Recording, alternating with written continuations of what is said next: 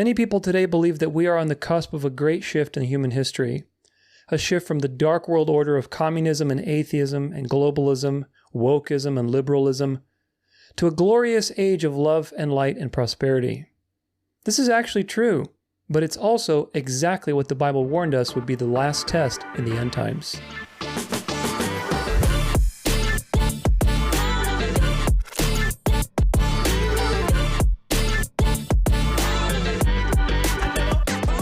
Welcome to the show, everybody. This is another episode of The Dance of Life, and my name is Tutor Alexander. Thanks so much for joining me today, and every day that you're here with me, it's such an important time to be alive, as all of the things that God decreed many thousands of years ago are really coming to pass, and that's something that we should be grateful for, regardless of all of the doom and gloom and stories that keep coming out. And of course, it's only going to get crazier and crazier. One thing I do want to recommend to you and encourage you is that if you are feeling a little overwhelmed with all of this stuff, I know certainly researching it for myself just makes me hunger and desire for all of this to be over. I'm sure you feel the same way. The more we find out how pervasive the kingdom of darkness is, the more you just want to be out of here. So if you're feeling like that, if you're struggling, if you're feeling a little stressed out, I encourage you. I have a whole section on my website for encouragement. It's free for anybody. You can check out a ton of different audios on grace, on the gospel, on the Bible, on salvation, on Jesus. You can listen to the Psalms, you can listen to the Proverbs, and at the time of this video, I'm planning to do a recording of the book of Ecclesiastes as well. So just some resources there to help calm you, to help, get you back on the right track, because ultimately, regardless of all the things we talk about today and every other episode, the thing that matters is Christ. Of course, Christ is not a thing, but the thing that matters in your life is being close to Christ and really meditating on Him, on the plan of salvation, on your election, confirming your election, walking with the Lord, developing a habit of prayer, learning to express gratitude every single day, taking it one day at a time, not being overambitious with your plans. These things are the things that really matter, folks. I know that I put a lot of research into what I do so that you're very edified, so that you have a one-stop shop in that sense with these videos, and that you can really learn. But the most important thing is your walk with Christ. So I hope that you remember that as we go into this topic, and pretty much any video really that I make. Just remember that the most important thing is your walk with Christ. Now, today will probably be one of my last episodes on this topic. I have another one called Dark to Light that I plan on doing next week as the time of this video. So if you're watching from the future, make sure you go watch it. That's going to be on Zionism. Dark to Light, the end of Zionism, I'm thinking of calling it, which is really going to be a very important episode that will wrap up a lot of things. I have a lot of Dark to Light episodes I've created, and in fact, I'm going to make a playlist for them, because Dark to Light is a tactic of the enemy, and you need to understand what that means. You need to be able to recognize this pattern in the news, in the happenings of life and culture. And my goal is to give you a wide swath today so that you can have a couple of very good examples as practice and understand this pattern. Again, my goal when I do news is not to do news. I'm not a news chaser. I'm really not, folks, and you shouldn't be either. The news is the news, especially now at the end of the age. It's controlled, and so it's constantly bombarding you with nonsense.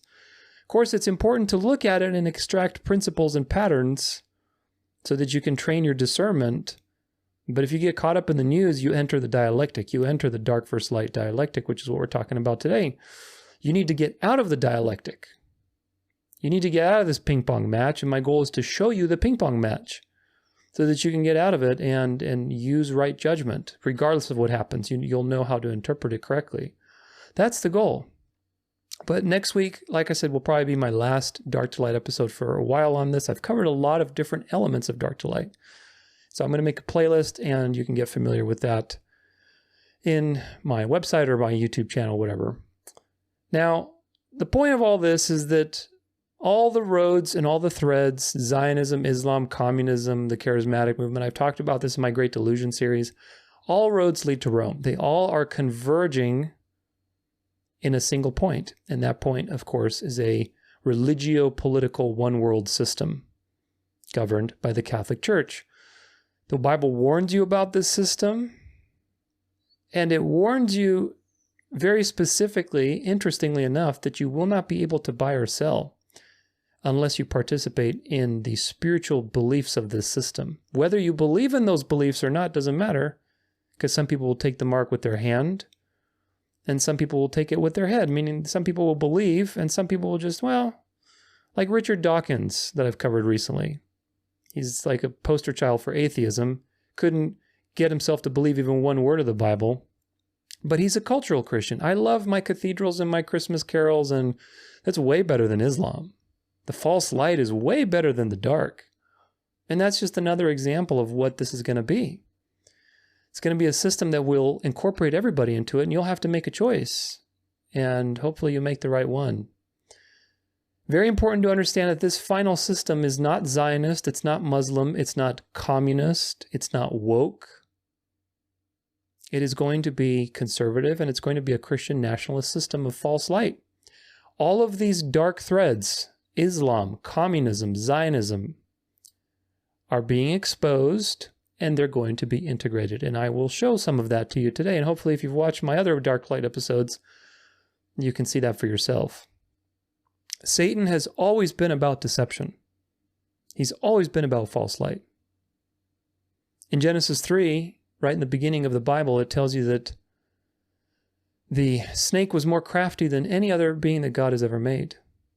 Genesis 3, verse 1. Now the serpent was more crafty than any other beast of the field that the Lord God had made. He said to the woman, did God actually say, you shall not eat of the tree in the garden? This tells you this whole interchange was just such a fascinating interchange.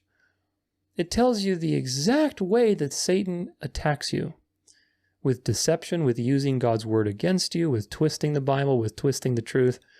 So there's a lot to be talked about here, but Satan is the most crafty being. He's the most subtle, most crafty. He employs deception on a level that, it's not even conceivable. That's why you need the Holy Spirit to see through the Great Delusion. Because the Great Delusion uses this dark to light dialectic, which is incredibly seductive. When you've been abused, you are ripe for the picking for somebody to seduce you with their solution. That's the whole point. In 2 Corinthians 11:14, it says, no wonder, for Satan disguises himself as an angel of light. A very important point that you hopefully will extract from today, and hopefully you already know it to some degree, is that the devil is not some raging, red-haired, red-skinned, pitchfork-wearing hoof, ugly, dark being. The devil is an angel of light, and he appears as an angel of light. That is a very important point, because people are falling into this false light system because they believe that evil is the obvious low-hanging fruit of what you can easily identify as evil. Do you understand how important this is? Evil. There's a great quote that I keep quoting from Charles Spurgeon, and I put it at the front of my documentary on should Christians be involved in politics. Check it out, by the way. It's a good documentary. It's pretty short. It's like 50 minutes. But it's a good one. But nonetheless, at the beginning of that, it says from Charles Spurgeon, discernment is not being able to tell the difference between right and wrong. Anybody should be able to do that. You have a conscience. Of course, you can tell that something with big fangs and scary hooves and, horns and fire, all that stuff, all the dark imagery is evil. Of course you can tell. But can you tell the difference between right and almost right is the question. Do you understand the difference? Right and wrong is obvious. This is not what this is about. The final test is going to be between right and almost right. It's not between right and wrong. And you need to get out of that dialectic because it's being used right now to shape culture and, as you'll see, to move you into the final solution. The future is a false light system. It's a counterfeit Christian power. It's a union of church and state, just like it was for most of human history. Satan has always had a man on the throne, whether it was Pharaoh or Nimrod or the Caesar emperors or the Pope. It's always been this system of one man ruling a religio-political system. And it's going to come to a head very soon, folks. It really is. If all of this is news to you, watch my other playlists. Watch my End Time series. Watch the Great Delusion series. Watch my other Dark to Light videos, especially 2 Kings, 1 Table, so that you understand when I say what it means. When I say 2 Kings, 1 Table, what does that mean? It's a reference from Daniel 11. It's the king of the north and the king of the south. It's this dualistic system that the Bible reveals to you again in incredible wisdom, that these 2 kings, although they are opposed to one another, seems like, they work mischief at the same table, meaning they're on the same side. And that's just such a profound revelation. My End Time series, like I said, Christian nationalism playlist, a lot of great resources for you to understand so that you have discernment, because that's what today is all about. You have to get out of the dialectic of left versus right in politics, this whole good versus evil thing. The good versus evil battle has already been won. It's been decreed. You have the Bible to tell you how the story ends. So there's no, we need to vote somebody in office to make this happen, or we need to make sure we conquer the deep state so that the good side wins. No, the good side has already won. And the good side has warned you that right before the very end, when the good guy returns, Jesus, right before that, there will be a counterfeit of the good guy and the good guys, the good side, that is going to take control, and people will believe it. Do you see the importance of telling the difference between right and almost right? And that's my goal with this episode and all my Dark to Light episodes, all my episodes really, is to sharpen your discernment. You have to get out of this dialectic. You got to get out of organized religion too and denominations. These things are going to be integrated or destroyed, one of the two. All denominations, because all denominations are a product of the harlot. I've created a whole library designed to help you deprogram from all the various lies that Babylon has created, that the denominations have inherited, whether it's Sunday rest, or cosmology, or beliefs on the afterlife, or salvation, or all of these important points that have deceived people over the ages. That's been my goal, is to create a library. Now, of course, some of these at the time of this video are not created yet, like the cosmology series, which is coming up closely right here in a couple weeks after I'm done with the Afterlife series at the time of this video. So again, if you're watching from the future, make sure you check it out. But nonetheless, that's my goal, is to have a library where you can just deprogram from all this stuff, because certainly there is a lot of deception. You have to realize that the shadow government that rules all of this is just this mystery religion of occult, secret society, devil worshiping. It has always run the world, from before the flood, then they got judged, then after the flood, all the various attempts through the various world empires. And at the end, the Bible tells you that this mystery religion, mystery Babylon, from the beginning, right after the flood until now, will be made manifest. That this mystery Babylon Antichrist spirit will be made manifest in the world, because God has allowed it to be, and take control again for a short while and test the elect. And that manifestation is going to be through the Catholic Church controlling politically all the kings of the earth, just like it did for a very long time that people seem to forget every time I talk about this stuff. 1,400 out of the last 2,000 years were a Christian nationalist empire, where the Catholic Church was in control of the nations of the earth. Of course, the earth was the earth in quotation marks, civilization, let's put it this way, the Western civilization. And most of the earth, really, once you include the Spanish conquests and the British conquests and all this kind of stuff, the Catholic Church has been in control, folks. You need to realize that this whole illusion that you have of separation between church and state, this is just a temporary experiment designed to bring you back to the base. And we'll talk about that in a little bit. But ultimately, the occult believes in dualism. This occult mystery religion is based on dualism. They use both sides to achieve their agenda, dark and light. And you need to become familiar with that. You need to become familiar with how they use these two sides so that you can extract yourself out of this paradigm. Otherwise, you're going to get ping-ponged around until you get into some bad situations. The people at the very top of this system are the puppet masters that understand duality and understand, okay, we need to do this more here, more there. The people at the bottom, because they have so many layers of initiation, they're just doing their part. If you want to see the whole picture, you have to be very wedded to the devil. But for most people underneath, they're either playing one side or the other, and sometimes they flip and so on. It's a whole pyramid. It's a whole pyramid system.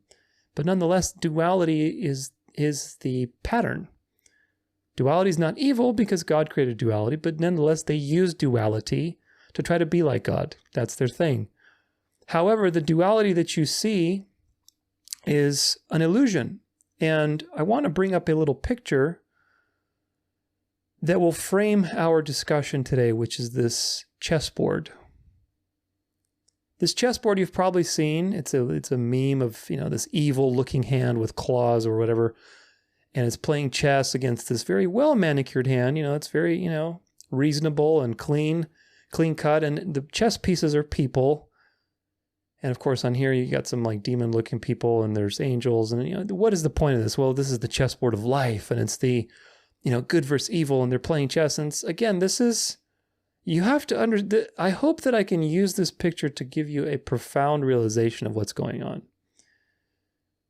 The initial impression of this picture is that, let's say Jesus is over here and this is the devil, that they're playing chess and, oh my gosh, who's going to win? There's this tension, everybody's making moves. Who's going to win? That's the impression, because we're interpreting it from our limited perspective as being contingent beings in time and space. That's the perspective. However, the perspective I want to give you is that when you look at this, the devil is under this chessboard, and he's playing himself with both of his hands like this. Because the real battle between good and evil has been predetermined. Good has won a long time ago. The battle that you see before you between a seemingly dark side, let's call this hand with the claws the globalist, the New World Order commies, versus Trump and the conservatives and the Christian nationalists and the charismatic movement and all this kind of stuff. This is just two sides of the same Antichrist spirit. One is openly against Christ and evil looking and very obvious evil. The other is in place of Christ. Looks nice and reasonable and clean cut and way better than the other side. They are designed to work together. One of them is designed to abuse you and scare you and punish you and push you so that you are running to the counterfeit, which is there ready to accept you. I hope that you see that today. I really do, because we're going to go through a lot of different examples to see that, and you will come out of this with hopefully a stronger discernment of the spirit of Antichrist. In the Bible, the word Antichrist means two things, and you have to understand that these two things are being worked simultaneously. Again, the Bible reveals to you this profound truth of duality that the devil uses. The spirit of Antichrist is two things: against Christ and in place of Christ. These two things are being used simultaneously. The bad cop is designed to make you go for the good cop. The bad cop roughs you up, then the good cop comes in and says, "Oh, that bad cop was really bad, wasn't he? Here, listen, I know it's tough. Just tell me, yada, yada, yada, and we'll make a deal." That's the whole point, folks. They're both cops. The tormenting and the suffering and the persecution is designed to make you want the counterfeit. Simple example. Roman Empire, early church, was punishing Christians, crucifying them, feeding them to lions, just horrendous punishments, horrendous persecution. So that by the time a couple hundred years later, in 313, after the Diocletian persecution, and Constantine comes around, and in 321 he makes the Sunday law, he legalized Christianity earlier than that. So that new system, now the counterfeit that took over, was well received by everybody, because they're, oh gosh, as long as we're not getting persecuted. Dark to light. Even while people were getting persecuted, Satan was assaulting them with Gnosticism and false teachings and, all the New Age stuff that's still today. That stuff is very old. There's no New Age. It's just the old age that's being repackaged. So Satan has used this dualistic trick since the dawn of time, which is very important to understand because a lot of people are being guided into it. They're deceived. They're deceived by the obvious evil that's pushing them into the counterfeit. So now that you have a little bit of context, we're going to look at some stories. Remember that news is always happening, and my goal is to give you principles so that you can interpret the news. That's the goal for today, is how you learn to interpret and ultimately develop your discernment. Now, speaking of discernment, make sure you subscribe if you want your discernment to increase by a whopping 42% today, because we're going to be covering some great things. Now, also, if you want to support me, the only way to do that is on my website. You can go to danceoflife.com, and if you want to be a paid member, that's $5 per month or $50 per year. You get a lot of different perks, a lot of great exclusive content, but nonetheless, if you want to do that, that's on my website. I never plan on selling carbon-60 or gold or retirement RAs or whatever else people are selling these days. I don't plan on having sponsors. I don't ever want to do that. I think that is just slimy, so I don't want to do it. But if you do want to support me, you can do so through my website, and I appreciate you. Every little bit goes a long way, of course, these days. So thanks for doing that. Now, I want to start with technology, because technology is a very important topic to discuss, given the fact that the Bible warns you that the enforcement of the mark will be based on technology. It doesn't say it explicitly, but we can infer that the only way that the beast could control whether you buy or sell is whether it has the technology to do that. And for the first time in human history, we are approaching a situation where an entity would be able to control the money supply completely to where you can't even access your own money.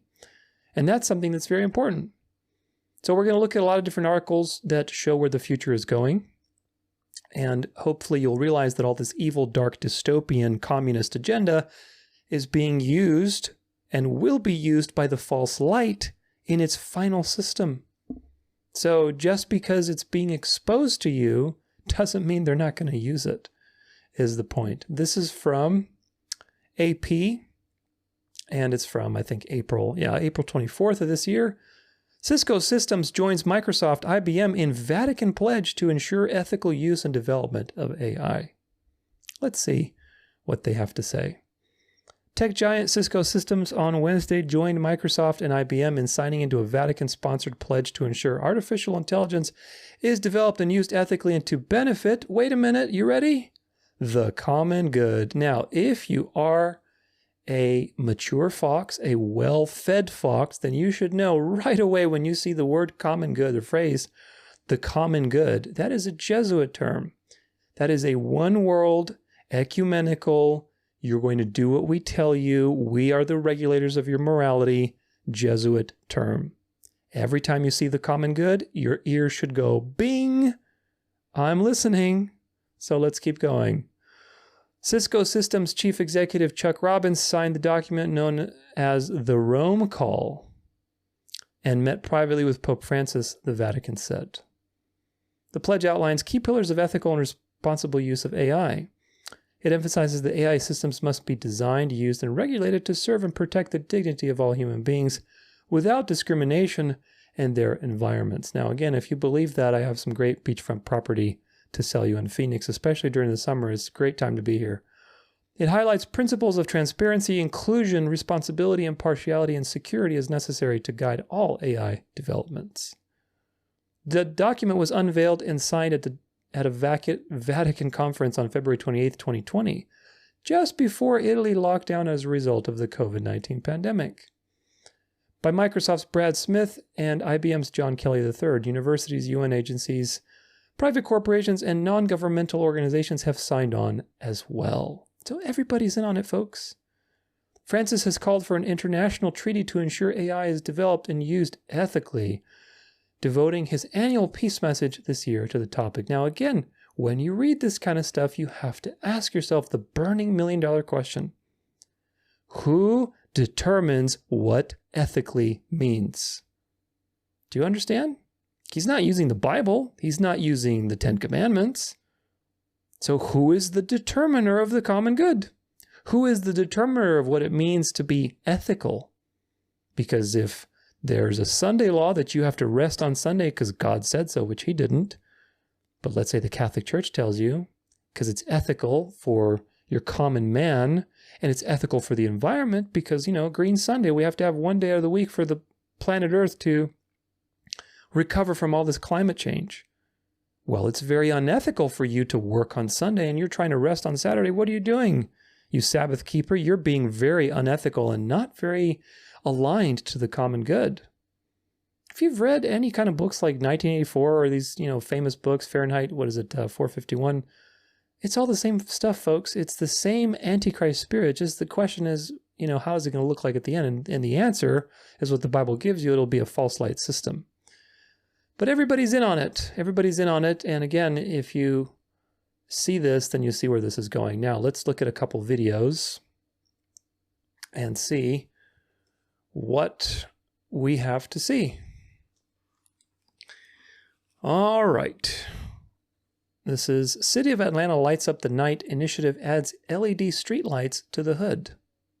Power crews have been working to repair and replace streetlights in and around Metro Atlanta. The sensors can record outdoor temperature, capture pedestrian and vehicle movement, and record audio and video. Drone 2 flew over the Thomasville Heights neighborhood. So the device attaches very nicely to the light, and it blends in quite nicely. And it's got two cameras, 2 audio sensors, edge processing capabilities, which is really great and allows you to do a lot more than just kind of sending full video files back. And supports multiple Gosh, it lets you do a lot more than just simply sending videos. connectivity options, like cellular is what we're leveraging today, but it can also support fiber and Bluetooth as well. Officials held a news conference Wednesday night to discuss the progress they've made with the Light Up the Night program and where they plan to go next. 2024 marks year 3 of the ongoing initiative and the latest efforts in the old Adamsville neighborhood. The next year, we're going to increase that by 20,000 more lights. Lighting up the night. 20,000. Is that the people monitoring the cameras have the ability to move those cameras 360 degrees. They can zoom in and out on whatever's happening in the area of the camera.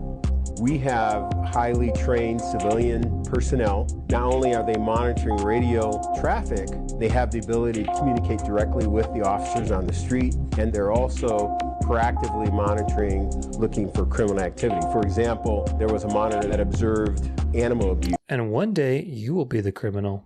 And they were able to call that out, and the suspect was apprehended at a short distance from where the observation was made. We also have camera programs that allow that where Look at her, by the way, how excited she is. It just makes me sick. we own and operate cameras. All right. Well, I think there's another one, which is a similar type of topic. Let's see. This is from The Fed's Always Watching. Yeah, let's see. It's done on foot. A lot of people, because a lot of drug-dependent people will walk up to a This house is a cop or or a car Fed, I think. and buy drugs. So first thing I do is I go over to my class and I just want people. So I eliminate all the car noise. So now I just have So this guy, just real quick context, he's saying, look, I'm monitoring this street to find where the drug dealers are going. There's this street and they have a camera with specialized camera, and watch what he's able to do to filter through this information and to monitor behavior. the people that go through the scene in the 24-hour span of time. And I'm actually watching that in 9 minutes and 44 seconds. So I figure out now the next thing I want to do is where do these people go the most? So I use the pass. The pass. And right then and there, I have my drug deals in seconds because there's the frequency meter right there, and I can see the pass. So these two houses were in concert. We did search warrants on these later. But I also want to know, just for my own edification, how many people just go to that little door, like right there, every day? How many people go into that intersection? And at this time, because I went a little higher, it's 400 because they cross underneath here too. So you can see every one of these people walking, and all these people are going, and the car gets are going right to that. Look at that. Does that look like a regular house deal, or does that look like a drug market? It's a drug market. How long did that take me to do? That took me a minute. What would you have done otherwise?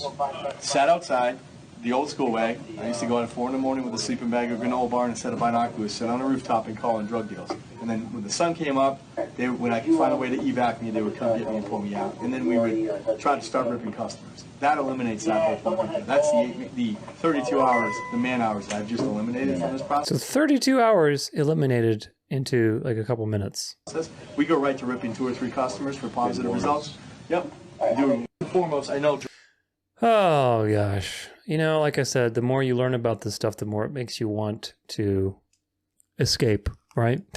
I get it. So again, cling close to the Lord. But look, you have to realize that people rag on China and say, oh, look at China, they're communist and this and that. Like, you realize that technology is everywhere and it's going to be used by the beast. It's not going away.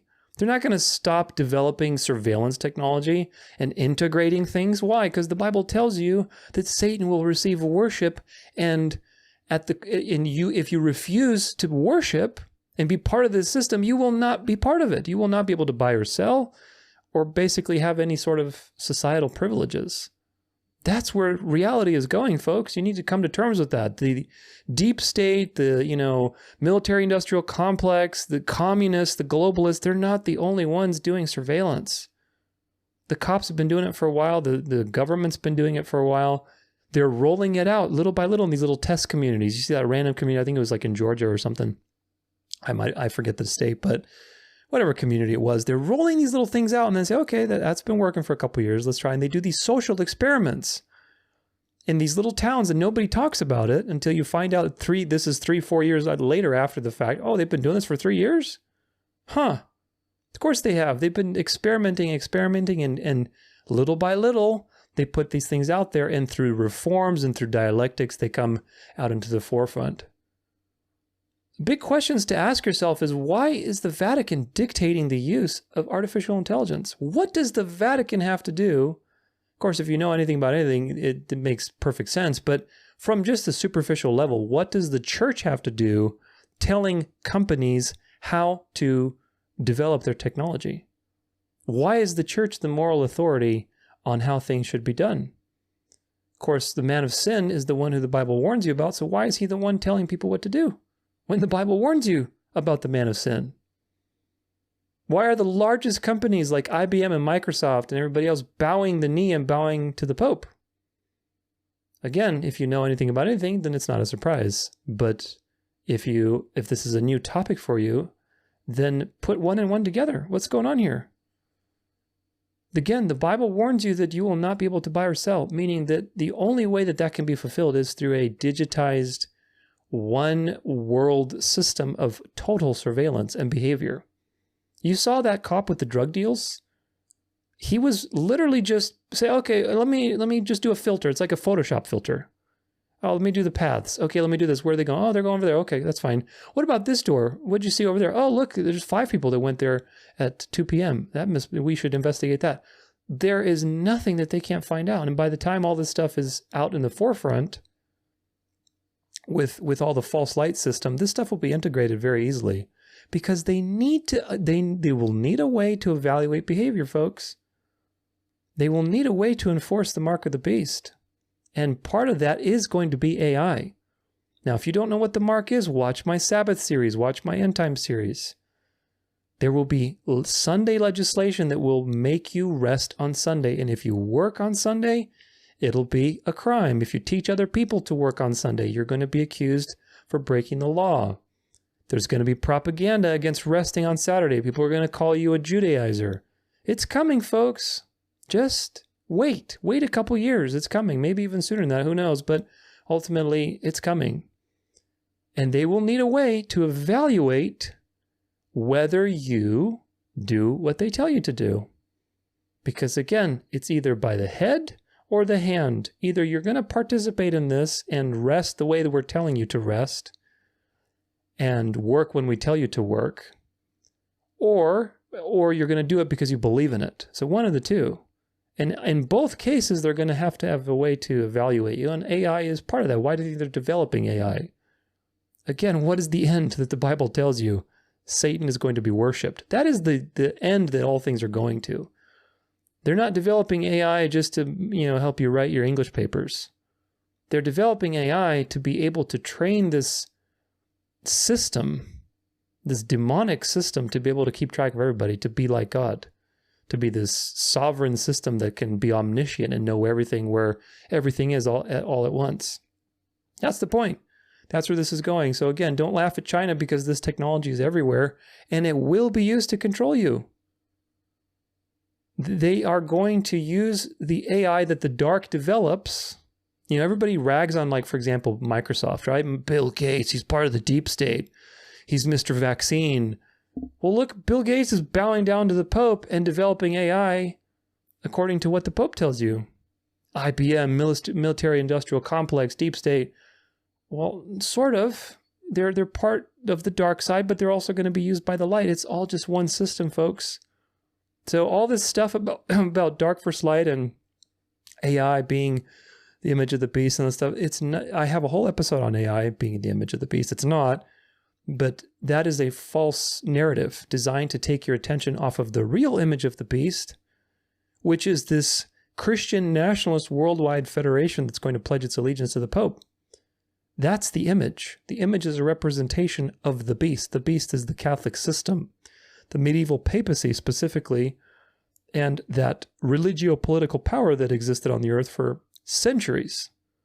Meaning when it comes back to life, it will be this image, this representation of what it used to be. It's going to be resurrected. That's the real image. AI will be a vehicle for that image, but AI is not the image of the beast. So hopefully you can see what I see with that. Now let's go to culture.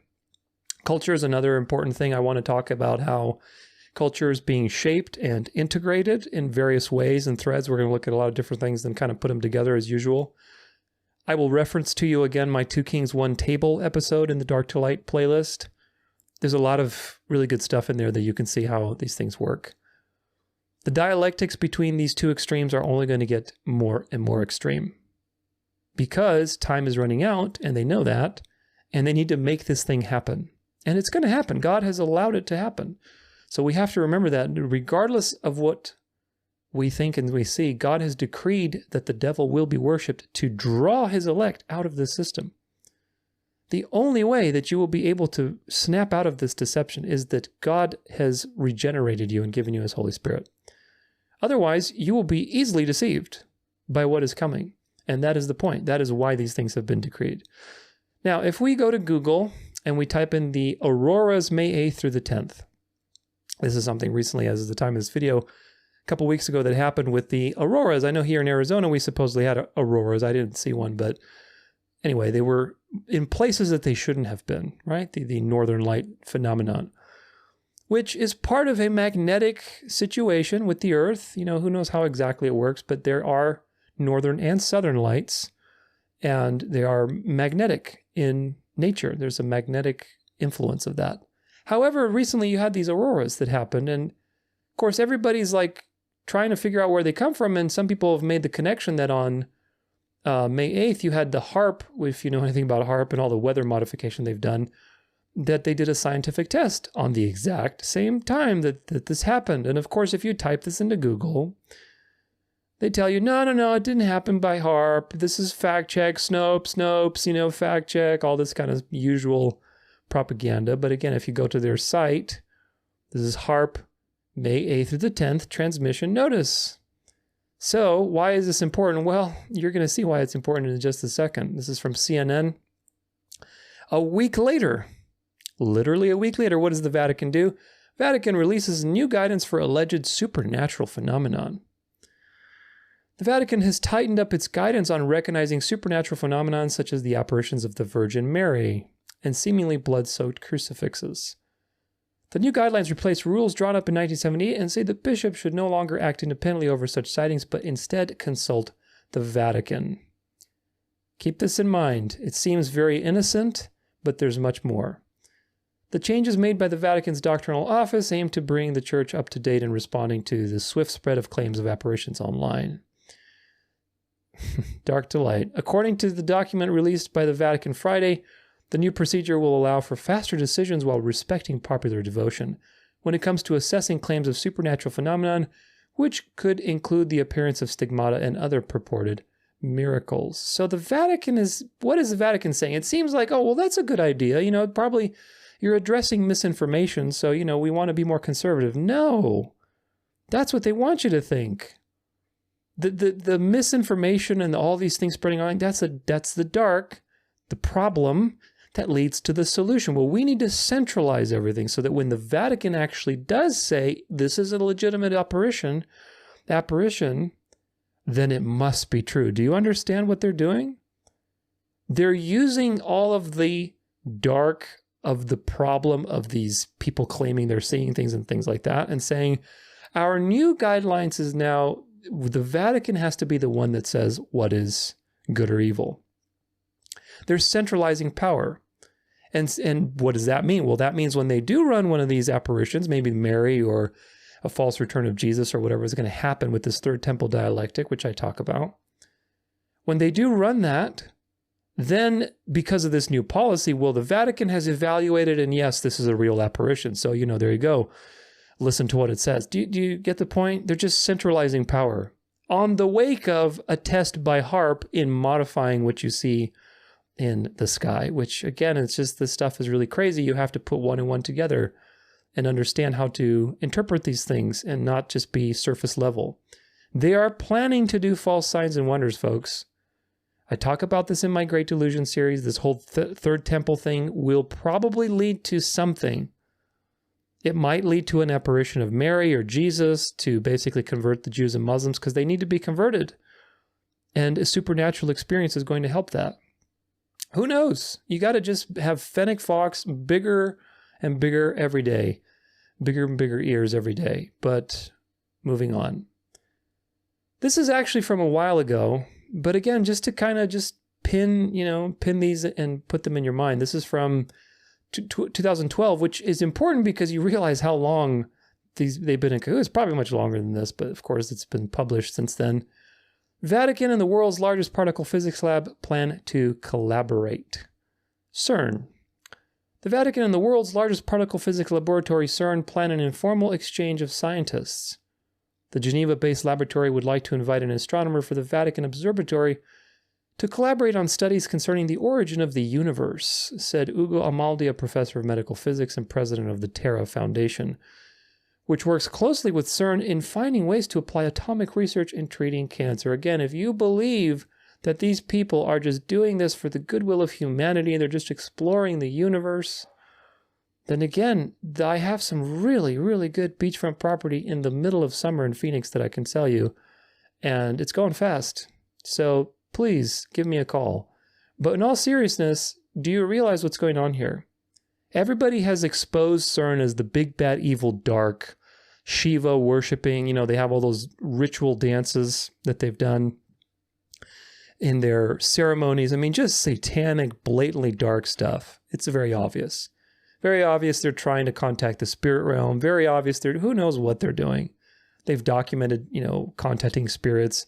They're doing something very occult. I mean, the entire particle accelerator is just one big ritual circle.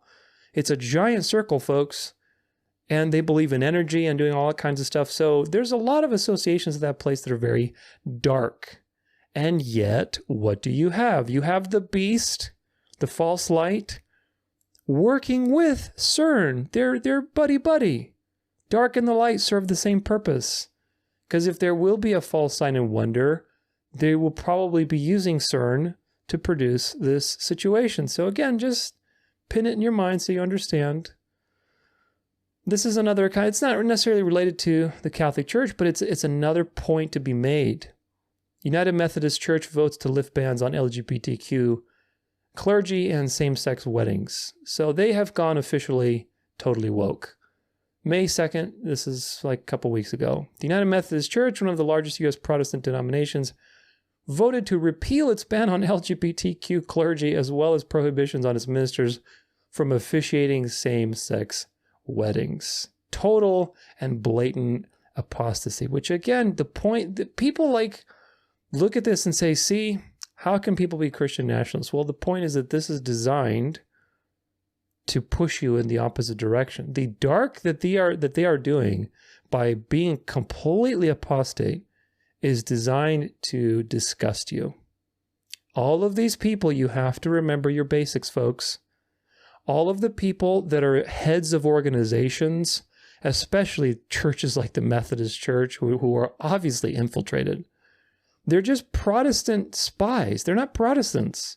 They're Jesuit operatives. Either they are Jesuits, either they are secret society members, either they have been bribed or they have been threatened. One of the four, or maybe a couple of these. There's no other possibility. And that is the case for every denomination. And eventually every denomination will be either destroyed or integrated. So what you're seeing here with this Methodist craziness that is going completely apostate and woke is designed to make you again feel like, man, we need a solution to this. Look, the church has gone crazy. Protestantism has gone crazy.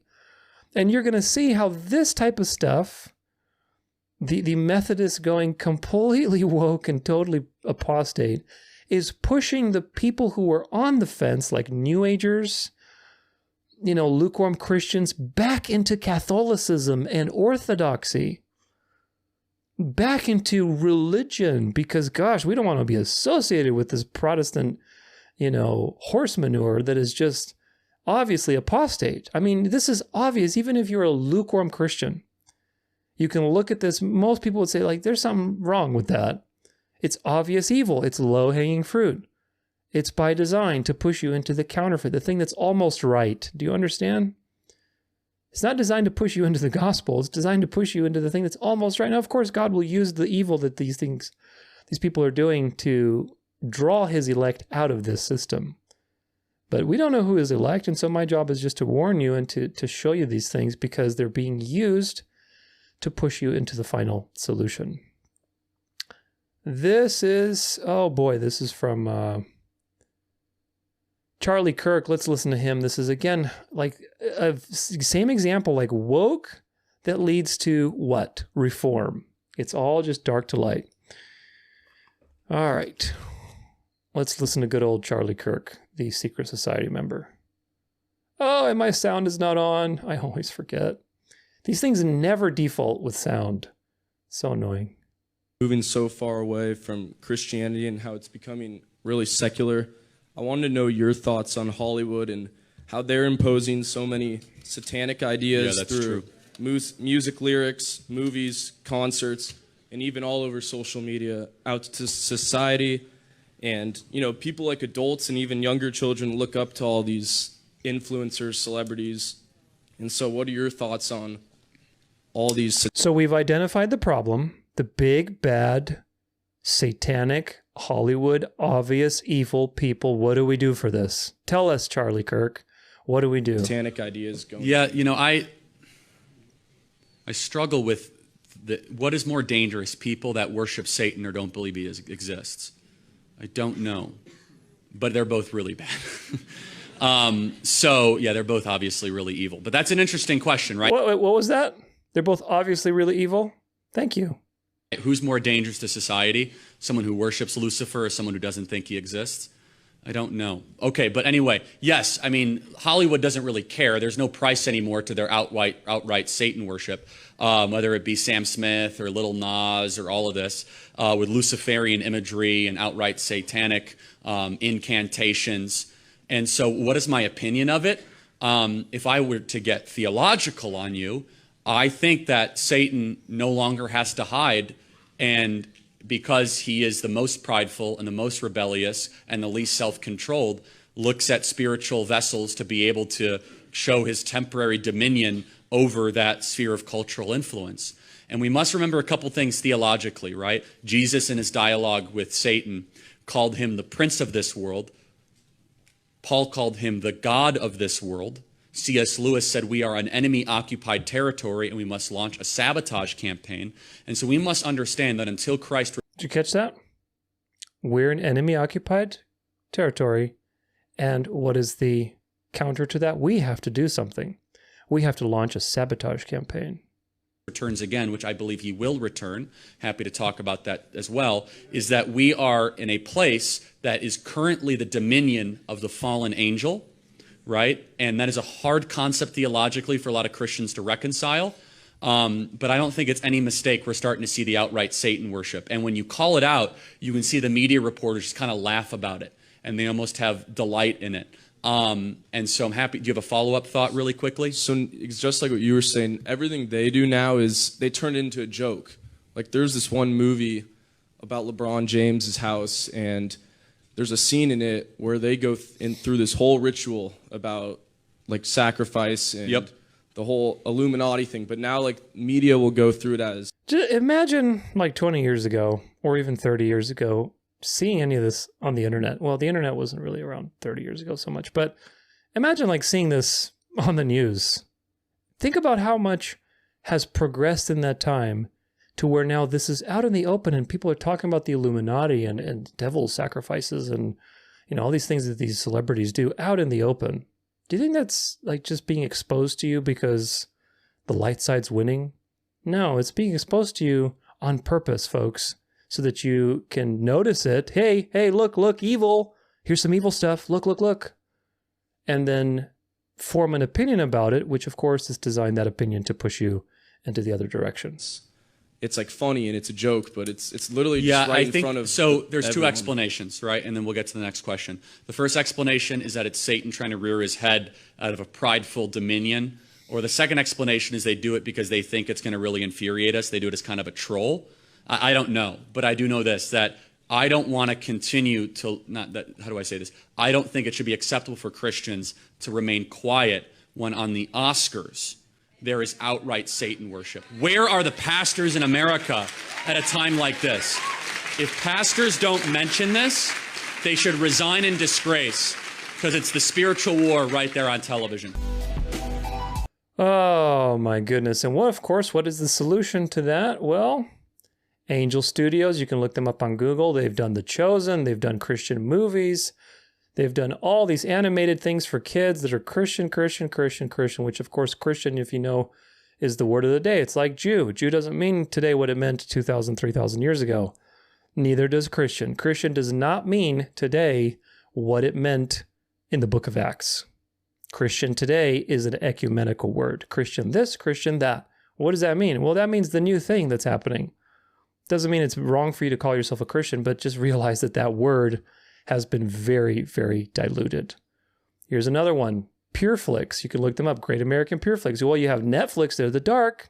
All the, like the, what was that documentary or movie or whatever with the like young girls that were doing like, whatever.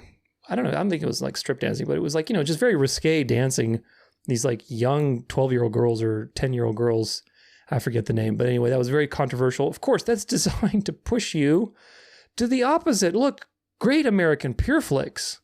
Good old-fashioned, moral programming for you. Now, why is this a problem? Because some people will say, well, what's wrong with having a place where you can go see like Christian movies? What's wrong with having a place where you can, have some wholesome family entertainment? Of course, on face value, there's nothing wrong with that. That's the way it should be, right? If everybody actually was born again and the people who were making these decisions were making them according to the Bible, then yeah, entertainment would be wholesome. Entertainment would be productive and edifying. But that's not the case, folks. You need to understand that these companies like Pureflix, Angel Studios, all these solutions to the dark of the Hollywood problem, which again, if you know your history with Hollywood used to be very conservative. It was Catholic when it started. The Jesuits started Hollywood. The Jesuits were the masters of theater in Europe for hundreds of years. They seduced people with their plays, with Shakespeare. That was a way to shape culture as learning against the Protestant and Protestant Reformation. It is a way to engage in an information war. So Hollywood is a product of the Catholic Church. And it went liberal during the 60s and 70s. It's been liberal ever since.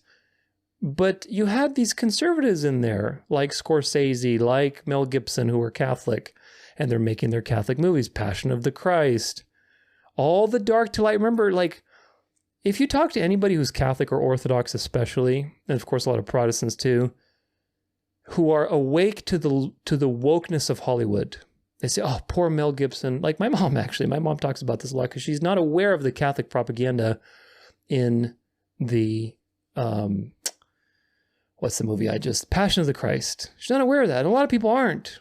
I wasn't aware of it until I studied it. It's loaded with occult and Catholic propaganda. So Mel Gibson, if you really look into him, he's not a born-again Christian, at least not from what I can tell. I hope that he will be, but he's definitely got a lot of deceptions in his thinking. He believes Mary is a co-redeemer. He believes there's no salvation for you outside the church. He's old school, hard Catholic. He wants the Latin Mass back. He thinks there was nothing wrong with the Catholic Church before the Vatican Councils. He's got a lot of occult, strange symbolism in his movie. He's a very deceived man. The book that movie was influenced by was it Catherine Ann Emmerich? This lady was possessed. If you look into her, she was having all kinds of demonic experiences. So Mel Gibson is very deceived, but on the outside, it seems like Mel Gibson is fighting the Jewish Hollywood, the dark, Jews of Hollywood that are just trying to be so antichrist and satanic, and he's just trying to, make movies for God. This is a false dialectic, folks. This is the dialectic between the opposition and the beast. The opposition is part of the beast. It's designed to make the beast look good. It's like wrestling. When you see these fake, actors in wrestling, and the one hero comes in and he takes the other guy down. Everybody's like, yeah. It's like this is a choreography. Do you get it? This is a choreography. The things that you're seeing, they're real, they're happening, but they're choreographed. It's a choreography, and you're marveling, oh my gosh, wow. So much, there's so much happening. We have now a new Angel Studios, we have PureFlix, we have all these things we can watch. The light side's winning. No, what's happening is Hollywood has served its purpose, and it's being exposed to you in order for the new thing to be created, which will dictate your values and morals again and program you with the culture and the common good of the beast. Do you understand the problem? The problem is not, oh my gosh, we shouldn't have any wholesome entertainment. No.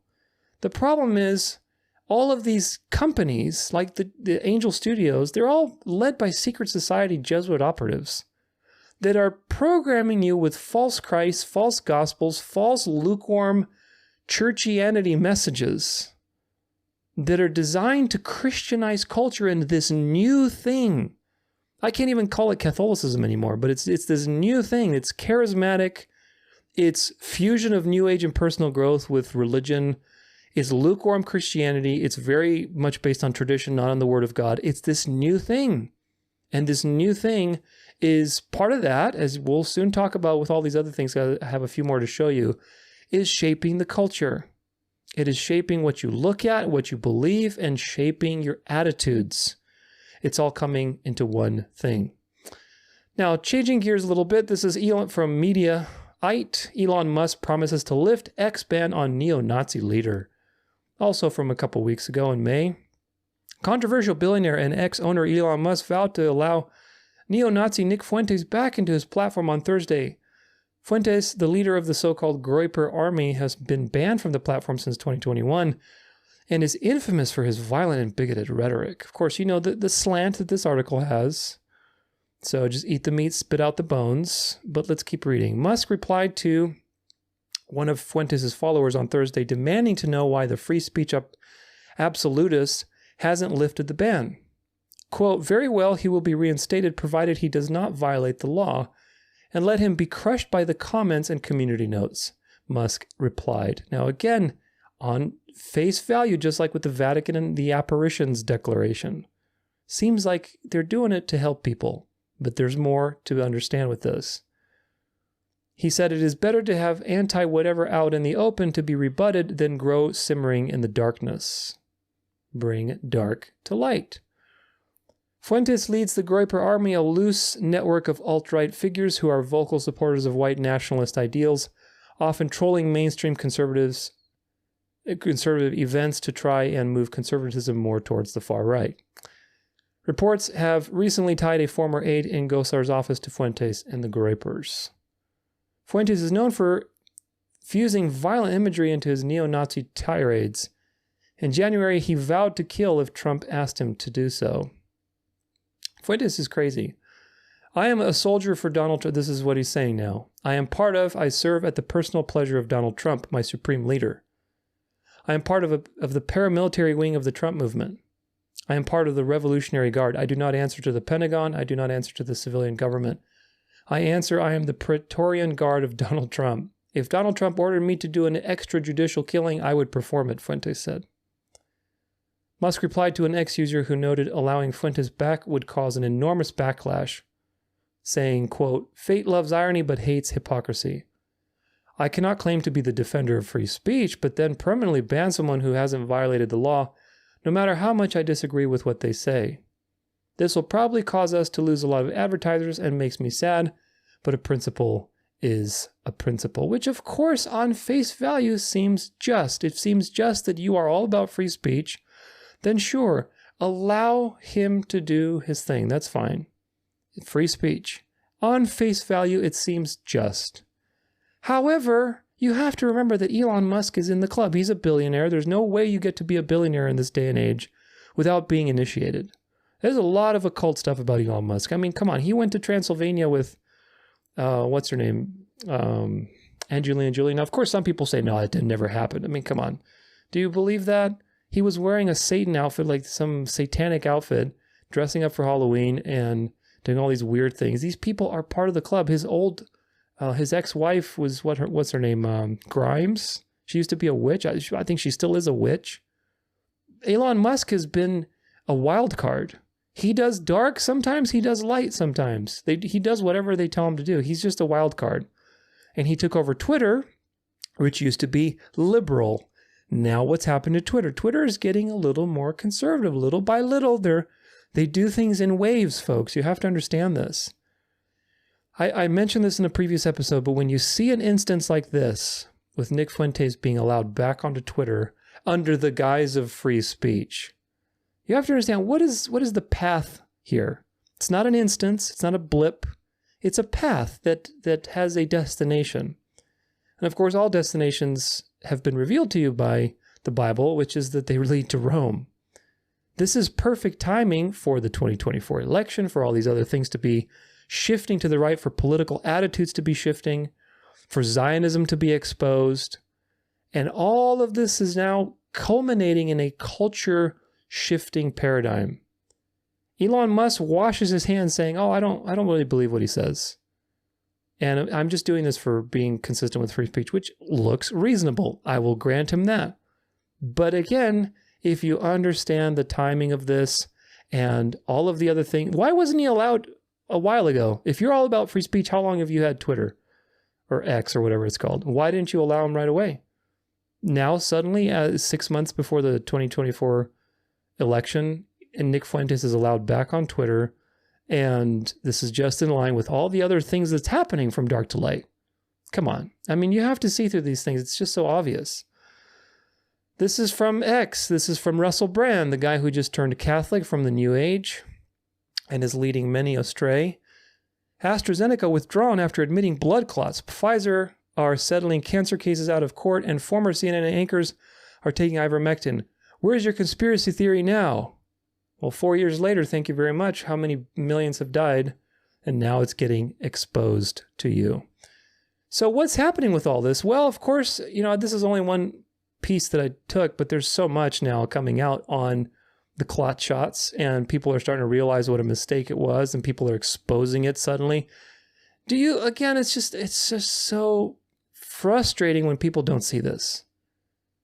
Do you think that they are just allowing this to happen? Like, people are just genuinely finding out, and now it's being reported, and we're sorry, and this and that? Or was this choreographed?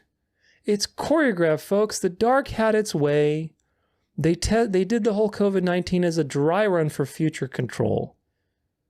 And the light will use what it learned from the dark doing that with future things like Project 2025 and the Sabbath laws, and after that, with this Christian nationalist system taking over. They're using all of the data and information. What does it mean to lock down a whole group of people and tell them what to do? They're going to use that for a different objective, but nonetheless, they're still going to use it.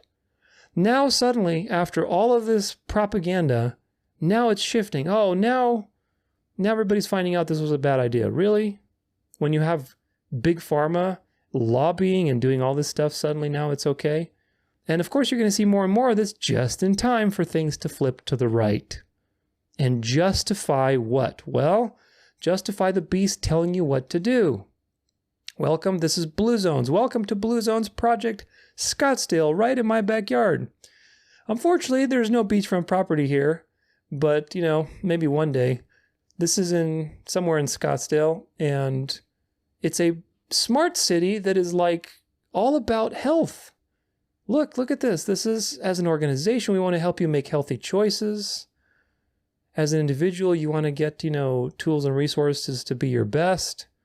Volunteer. Again, this is, if you know your history, folks, and you see that, and you know that history repeats itself, and you see where this is going. Again, this is a path. It's not an instance. This is from Experiencing History, Public Health Under the Third Reich in Germany, Nazi Germany. Nazi views on public health developed within the context of German cultural traditions and medical science in early 20th century.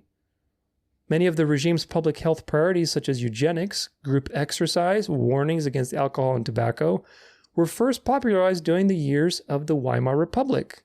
In fact, I think on here you can see kind of a vague picture of, you can't really tell, but these people are doing these little group exercises and stuff. The Nazis were all about it. You had to be the Ubermensch, the Superman. It was all about, the family and making sure you got your exercise, make sure you're eating healthy, doing all this because we need to populate and be a healthy society. Moving on. For example, in the 1930 film Born Out of Necessity, young Germans were urged to fight the negative health effects of life in modern cities by exercising together and engaging in wholesome social activities instead of drinking and smoking. Dark to light. These themes were later reflected in public health policies after the Nazi rise to power in 1933. Nazi public health officials adopted many of these traditions and ideas, but the Nazi regime's public health policies were concerned solely with promoting the health of so-called Aryan Germans. According to Nazi ideology, every member of the so-called Volksgemeinschaft, German racial community, was like a single cell in the larger national body. Each individual had a duty to stay healthy and strong so that the German nation could conquer other peoples and colonize their lands. Be strong, patriot. Exercise. These theories about individual health and national strengths were influential throughout Europe and the United States in the early 20th century. However, Nazi Germany's policies were much more extreme than those of any other nation, which is true, but what is the point? The point is that the dark being exposed to you, look at the big bad pharma. Now everybody's finding out about this. And so they're using that momentum to push you into accepting social reforms where the government and the agencies and the moral authorities like the Pope or the city governments or the national governments are telling you what is good. Do you understand where this is going? I don't need you to tell me to exercise. I don't need you to create a smart city for me to be blasted with propaganda about, being healthy and make sure, because what happens? Where is the path that leads to, folks? Again, you have to learn to see 5 steps ahead, 10 steps ahead. You can't just see, well, what's the big deal that they're making a smart city and being healthy? Isn't that good? No, it's not. Because eventually they're going to start regulating every aspect of your life. Oh, it seems like you have an extra large carbon footprint on Sunday. That's not good for the environment. It's not good for your fellow man either. It's not healthy. We're going to deduct, a certain amount of privilege for the next couple days. Do you see where this is going? When you consent to somebody telling you what is good other than God, you are going to run into problems. This is the problem. And the beast is introducing its counterfeit light by way of exposing to you the dark. Everybody's finding out that now the clot shots are evil. Well, yeah, we've known for a long time. But now it's out in the open, and Russell Brand, who just converted to Catholicism, and he was all about the New Age. Now he's roping them with even more of this stuff. And, oh, look, he's telling you the truth, but he's also talking about the Eucharist and the Mass, and maybe I should be Catholic. Maybe I should adopt this new thing. It's all converging into one, folks. I hope that you see this. The Jesuits have been shaping culture for a very long time, 500 years, since they were created. It started with the playhouses, with Shakespeare, with all these different narratives and things like that. With false prophecy of the end times. They've been shaping it through Zionism, through everything that's happened in the last 500 years. you can practically credit the Jesuits for. Today, it's the internet and Hollywood and all these other places. But again, the Bible warns you, 2 Thessalonians chapter 2, verses 9 through 12, the coming of the lawless one, which is the man of sin, which is the papal institution. It's not a singular person. Just like when it says the man of God may be complete, it's not talking about a single man. It's talking about the institution of men who are studying the Word of God. Same thing here. This is an institution of men. The lawless one is not a singular individual. It is personified in a singular individual, but is an institution of men. It's a line of men, and that is the Pope, the papal institution. Well, the coming of this system, of this person that Satan is basically having his foot in the door to rule the world through, is what? Well, it's by the activity of Satan with all power and false signs and wonders, and with all wicked deception for those who are perishing, because they refuse to love the truth and so be saved. Therefore, God sends them a strong delusion, so that they may believe what is false, in order that they may be all condemned, who did not believe the truth, but had pleasure in unrighteousness. It is unrighteousness to believe that the Pope is the authority of what to tell you what to do. It is unrighteous to think that you can change God's law and rest on the first day, and when he tells you to rest on the seventh day. It is unrighteous to attend a sacrifice of Jesus symbolically and believe that you have to sacrifice Jesus every day and consume that in order to remain saved. That's an abomination. And there's many such like these in the Catholic system, and they're becoming now more mainstream. Protestants are dissolved, and we are now, what, 400 years or something since the Protestant Reformation, 450 years or whatever it is, and it's over, folks. It's just about over. It's going to be integrated. Now the question is, what false signs are going to be used by the beast to bring about its own spiritual resurrection, which is what this is pointing to in Thessalonians, which is Revelation 13, where the beast, after it suffers a mortal wound, it comes back to life, and the world marvels after. Well, what false signs and wonders are going to contribute to that? Well, you have the charismatic movement. I've talked about this in the Great Delusion and other places, how it's bringing false converts, false miracles, false prophets, false teachers, false teachings, fairy tales. It's all part of the charismatic movement. The charismatic movement is the Kundalini spirit that Satan is now integrated into this final phase, which is the counterfeit church.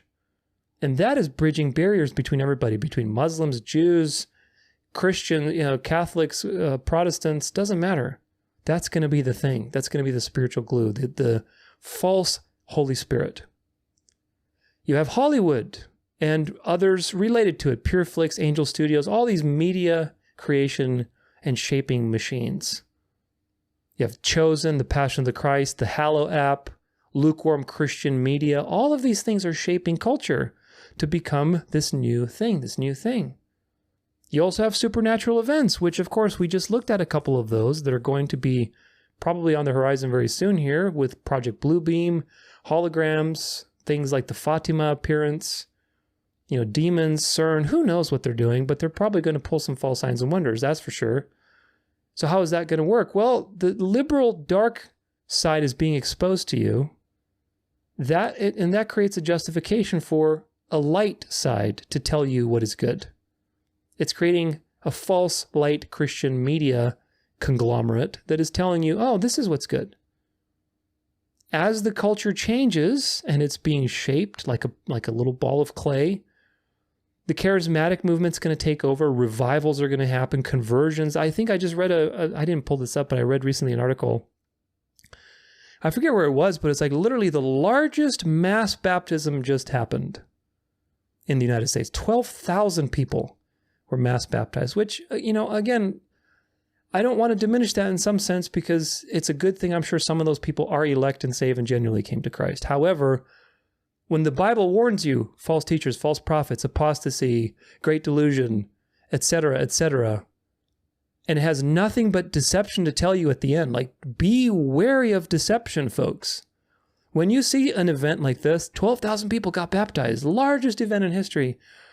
Ooh, that's not something that I'm excited about, because that means we're getting closer and closer. Of course, I'm excited in a sense for this to be over, but it just means we're getting closer and closer to this new thing taking over. because a lot of those were also false converts and people who think that being Christian is just being part of a club and you get to go to worship songs and you have this experience where you get really emotional and that's the Holy Spirit. That's what that means. And so that's all, things that are happening. But as the culture changes and it's getting swept by this charismatic movement that has fused personal growth, the New Age, ecumenism, all these different things, New Age, charismatic movement, all into one spiritual paradigm, you're going to also see the exposition of the dark on like political side, like with the whole X thing and Nick Fuentes and all the political things we looked at. It is pushing for reforms and social reforms, like Russell Brand speaking about Big Pharma and exposing them. Well, thank you, Russell. Thanks for exposing them 4 years after the fact. It's so easy to poke a dead horse after it's been killed and it's sitting there doing nothing. It's time for this thing to get exposed. And now the low-hanging fruit is being used as a justification to swing you into the nationalist paradigm of the authority telling you what is healthy and what is good. And at first it seems reasonable. Why shouldn't we have healthy societies? Of course. But who is the one in charge of telling you what is healthy and good? Who is in charge of the common good? It's not God. Of course, he's sovereign, but it's not God that's determining this. It is the beast and its agents. And eventually, when everybody has accepted this as a standard, oh, we're all healthy, we're all doing group exercise, we're all doing this, we're all doing that. Well, guess what? Well, you have to rest on Sunday. That's the good, fellow patriot. You got to rest on Sunday because for God and country. And you're going to be the one that's the odd man out and says, no, well, God said you got to rest on the seventh day. Resting on the first day is a blasphemy. You're acknowledging Satan as the creator, the provider, the redeemer. I refuse. Well, you're just a crazy. You're fighting against God. You're fighting against health. You're not aligned with the common good. You need to go to prison or maybe worse. This is where it leads, folks. Eventually, as the charismatic movement takes over and all these social reforms, all this stuff is happening at the same time. But eventually, all these things will be shaping culture to be ready for some false signs and wonders and false miracles to easily fool the rest, specifically the Jews and the Muslims. It'll be perfect timing with the third temple being developed or whatever, however they're going to work that dialectic. And the world will be ready because politics and culture has been shaped to receive a false Christ. Now, whether that will be through a false appearance of Jesus, I'm not convinced. But they may use Project Bluebeam or whatever else to convert the Jews and Muslim and have some sort of supernatural thing. We'll have to watch that because a lot of this stuff becomes clearer as time goes on. But it's obvious they're trying to do something. And the Bible warns you that they're going to have false signs and miracles happen. So again, all this stuff is being shaped so that the people are ready for this false miracle and false signs and wonders to happen and say, look, see, we're in the golden age now. Jesus is here. We have to do something. We have to convert the Jews for Jesus to return. That's the latest Zionist thing. So that's it for culture. We have two more. We're going to look at politics and the Pope. I'm going to load those up and take a little bit of a break, and I'll be right back.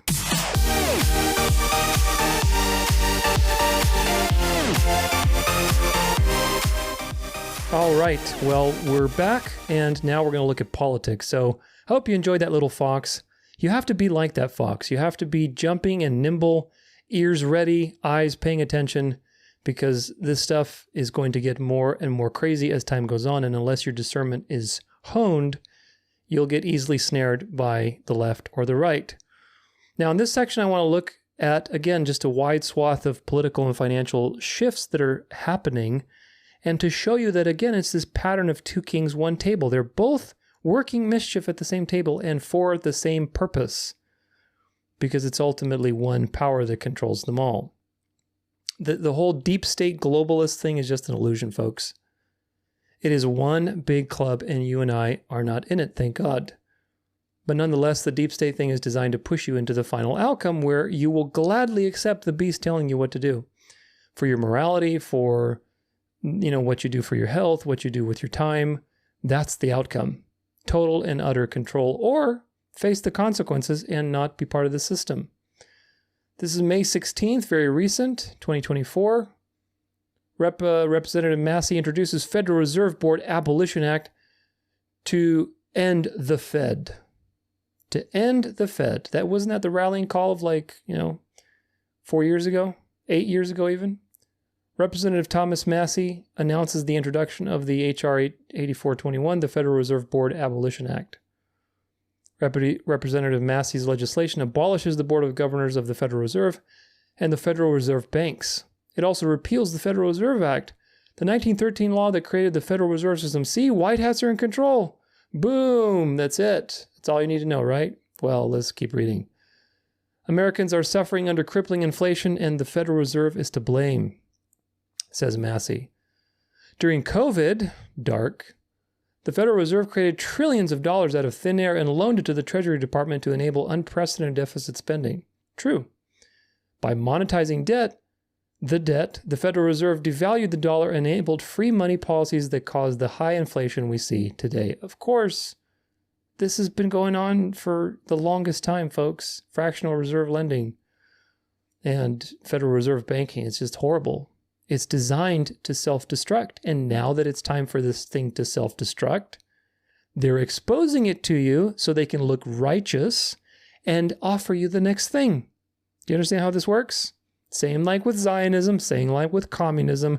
All these things get exposed in their due time because it's time for them to move on.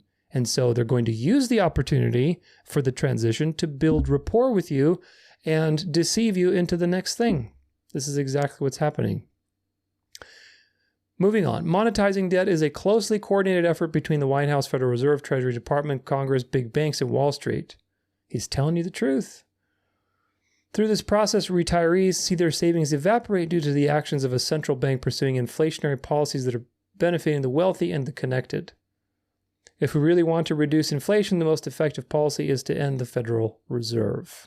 Big words. The text of Representative Massey's bill is available online. Huge words. And of course, people who are in the whole Kool-Aid thing and Trump, see this as see, prophecy fulfilled. Q said that this would be the end of the Fed and the gold would destroy the Fed. We're going to get back on the gold standard. Nationalism, baby. You don't realize that they all have the same goal in mind. You are not getting rid of a system that controls how you buy and sell. Because the Bible told you 2,000 years ago that this is going to be the problem. That Satan is going to end up controlling the money system. Of course, he already does to some extent, but controlling utmost everything with the money system, where you will not be able to engage in society if you don't pay tribute. That's coming. But look at this. This is from Reuters. A couple weeks before that, in March 25th, what's it say? SWIFT, which is the banking exchange system, planning launch of new central bank digital currency platform in the next 12 to 24 months, 1 to 2 years. Project 2025, just in time for all those reforms to happen. Global bank messaging network SWIFT is planning a new platform in the next 1 to 2 years to connect the wave of central bank digital currencies now in development to the existing financial system, it has told Reuters. The move, which would be one of the most significant yet for the nascent CBDC ecosystem given SWIFT's key role in global banking, is likely to be fine-tuned to when the first major ones are launched. Around 90% of the world's central banks are now exploring digital versions of their currencies. Most don't want to be left behind by Bitcoin and other cryptocurrencies, i.e. the dark, shady crypto stuff is leading to the light. Well, we all should have digital currencies. Do you see the point? But they're grappling with technological complexities. Swift's head of innovation, Nick Kerrigan, said its latest trial, which took 6 months and involved a 38-member group of central banks, commercial bank, and settlement platforms, had been one of the largest global collaborations on CBDCs and tokenized assets to date.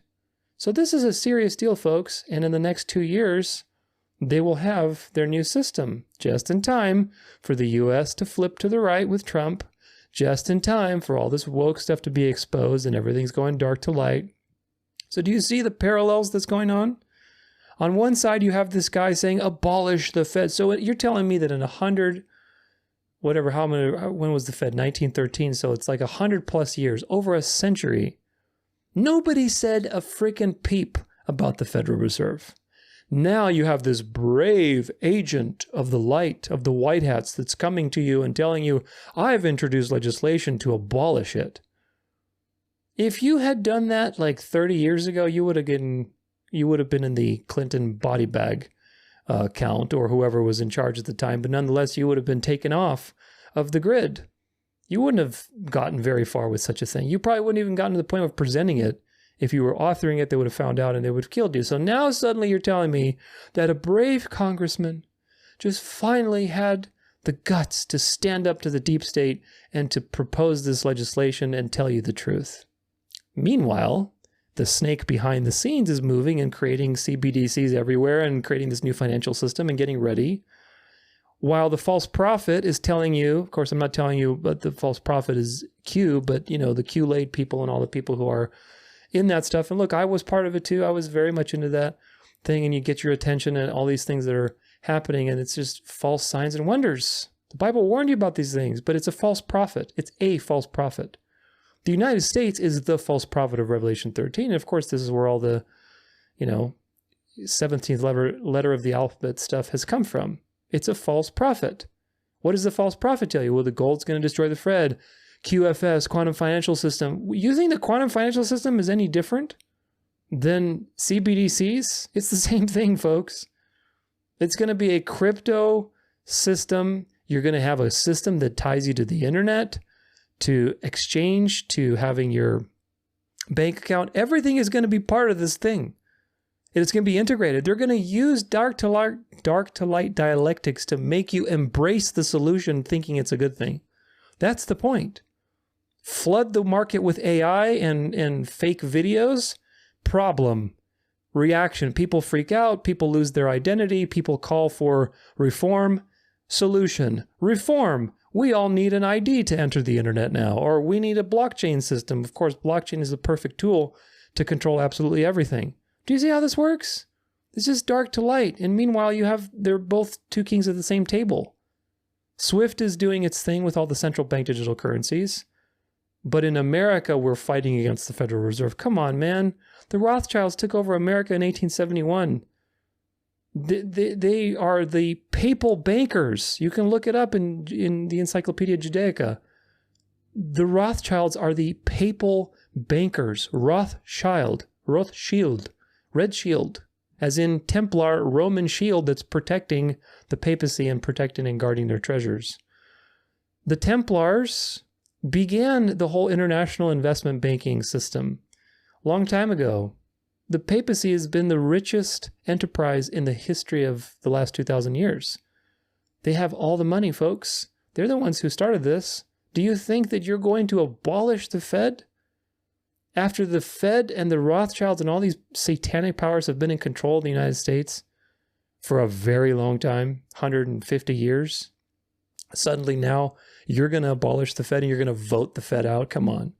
You have to use discernment. These things are just bread and circuses.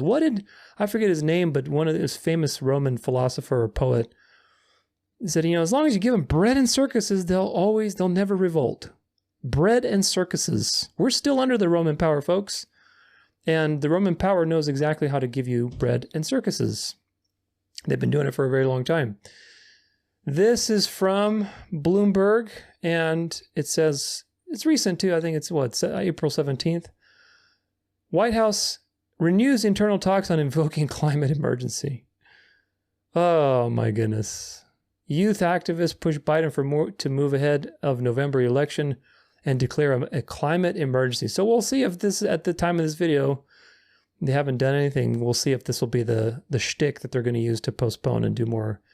You can expect there's going to be some shenanigans with this election. There's going to be a lot of shenanigans. But again, even if they do shenanigans, it is designed so that the light can use it later, because it's the choreography, folks. It's choreographed. Again, think wrestling, WWF wrestling.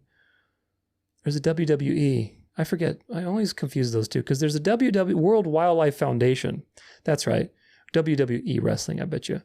Worldwide Entertainment or something. Yeah, I always confuse those two because one of them has a panda on it. And anyway, but the point is that they use each other. This is like a choreographed fight. And you're seeing one side go boom, and he's knocking him on the floor like, yeah, the white hats are in control. Like, you're watching a show. It is a show, but that show doesn't end well. Of course, it ends well when Jesus returns, but until then, it's not so hot.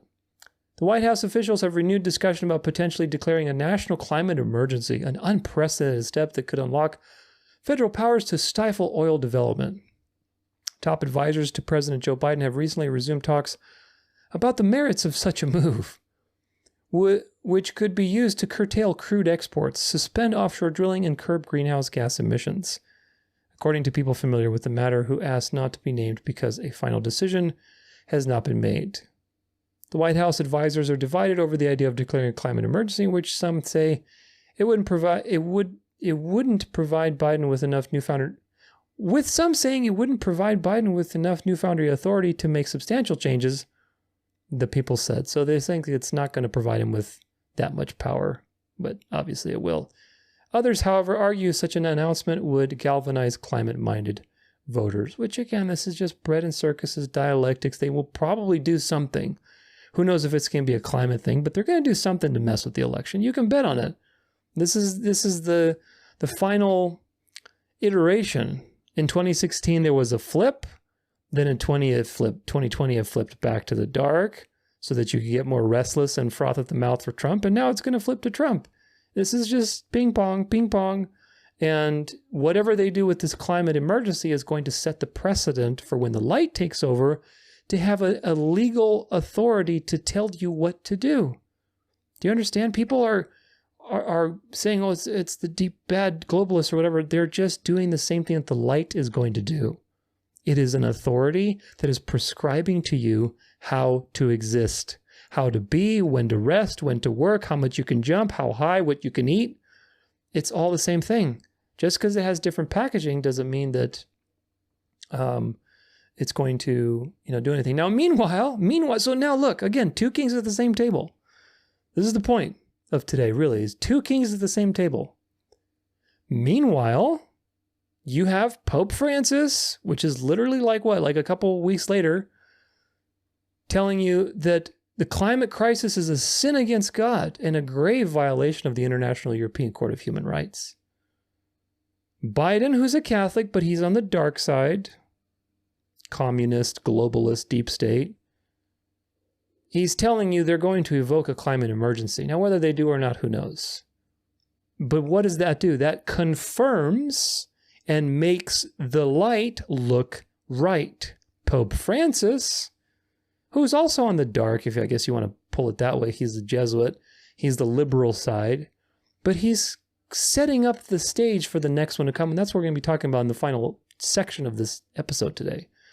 Pope Francis is the destroyer, who is setting it up for the integrator to come and rein everything in. But they have the same message, folks. The Vatican and the U.S. government, they have the same message. In slightly different terms, obviously the U.S. thing that I just read, the U.S. government thing, is more secular, and Pope Francis is very religious. It's a sin against God. And one day when you refuse to rest on Sunday, and they're going to have all the biometrics and all the things to track your carbon footprint and every other thing we looked at, one day it'll be a sin against God not to rest on Sunday, and they're going to use that against you. Pope Francis turned up the climate rhetoric at the Vatican during a global gathering of scientists, experts, and government leaders, including 6 U.S. governors. During his speech, the Pope emphasized the importance of adopting universal and rapid climate change policies capable of affecting changes in political decisions. Why is the Pope involved with all these political issues? Because he's the man of sin and the devil receives worship through him. He stressed the importance of acting with urgency. Urgency! Of course, because they know the time is running out. The Pope added that failure to act was considered a sin against God and that it's a violation of international law. And remember, this is a path, folks. It's not a blip. Learn to see these paths. Where does this path lead? The beast is barking at you. It's not showing its fangs just yet, but it's barking. The bark is in the distance. It's like, oh man, that bark is getting a little louder. and eventually it's going to be directed at you, my Sabbath-keeping Christian friend.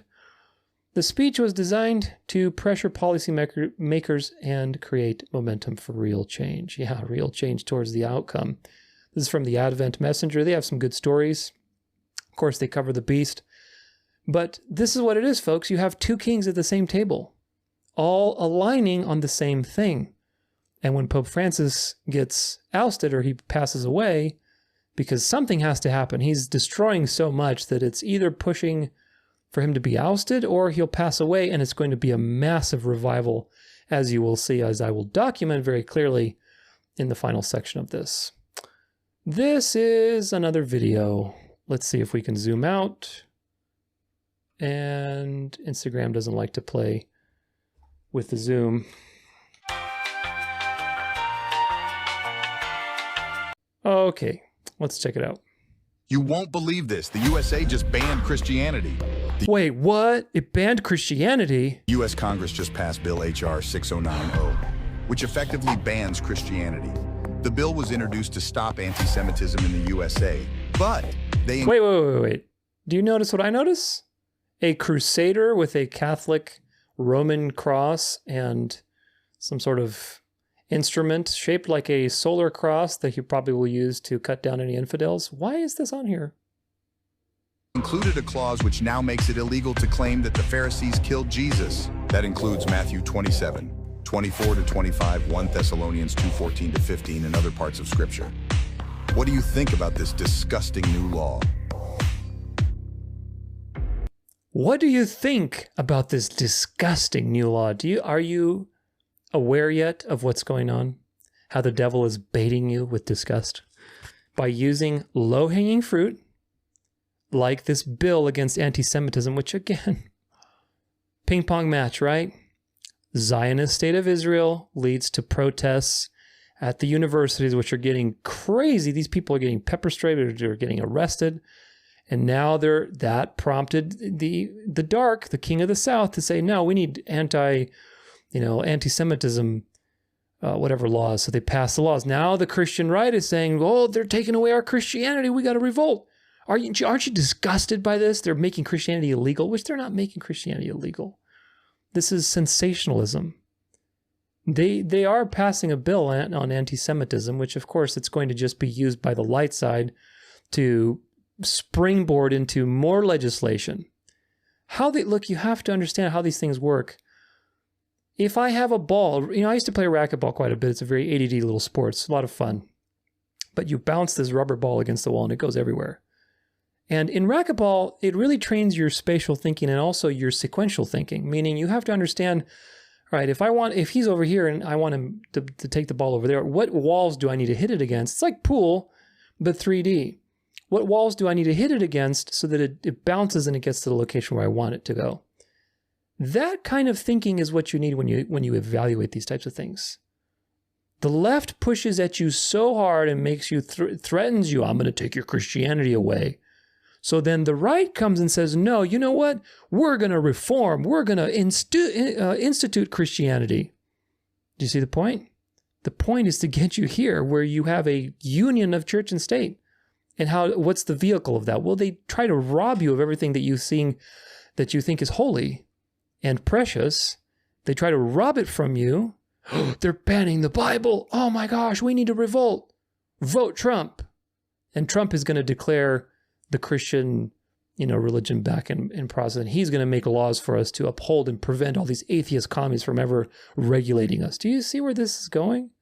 And you will see an example of it because there is an exact example of this. Very recent.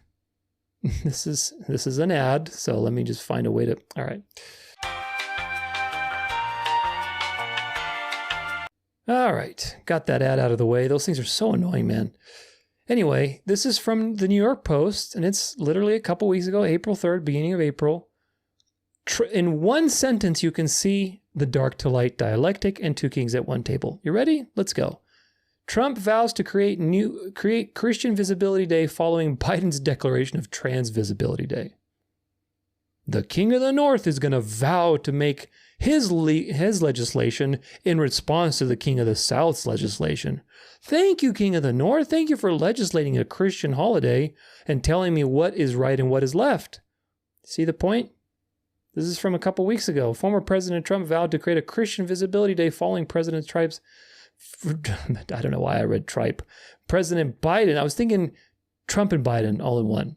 President Biden's declaration of Transgender Day of Visibility, which happened to land on Easter Sunday this year. Now, of course, they took it and spun it just like that Instagram video that is very sensationalized, designed to disgust you so that you swing into the right and you accept someone legislating Christianity back into government. The same way they did that in Instagram video, they're doing it here. Biden did not declare Easter Sunday Trans Visibility Day. Biden declared a new day, Trans Visibility Day, on Easter Sunday, and he did it on purpose, folks. He's just a puppet. That's an attack from the King of the North, or the King of the South. It's the ping pong game. The guy just served it up. What does that do? Well, that helps the King of the North serve it back. Or a better example is like volleyball, because they're both on the same team. There's the layup person and there's the, driver or whatever it's called.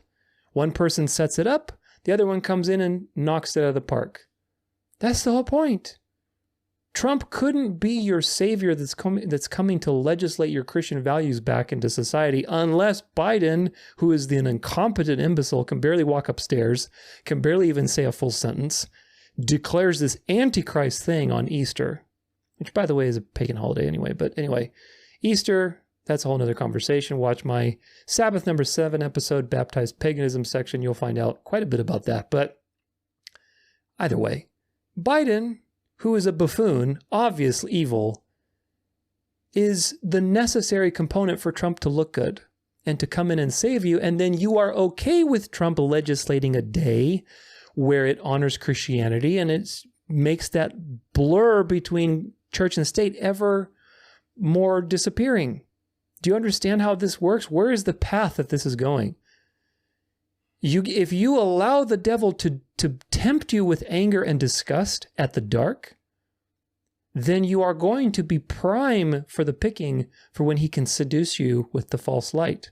Do you understand? This is the narrow road, folks. You need to be able to not get pulled this way or get pulled that way. You need to be able to focus and walk straight. Do not let the devil bait you with these obvious Antichrist attacks. Because if you do, and you're going to be angry, then you are manipulatable with your emotion. And look at all these, Trump forever people. There's like the never Trumpers, but there's also the forever Trumpers, who you could show them all the evidence under the sun that Trump is a Freemason Jesuit plant, that he's in bed with everybody.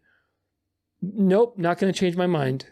Trump is, Trump and Jesus Christ. Those are my two saviors. That's the mentality. And they're going to accept Trump coming in and making a Christian Visibility Day. And then, of course, if you accept that, what else are you going to accept? Well, it's okay to legislate a moral day of rest.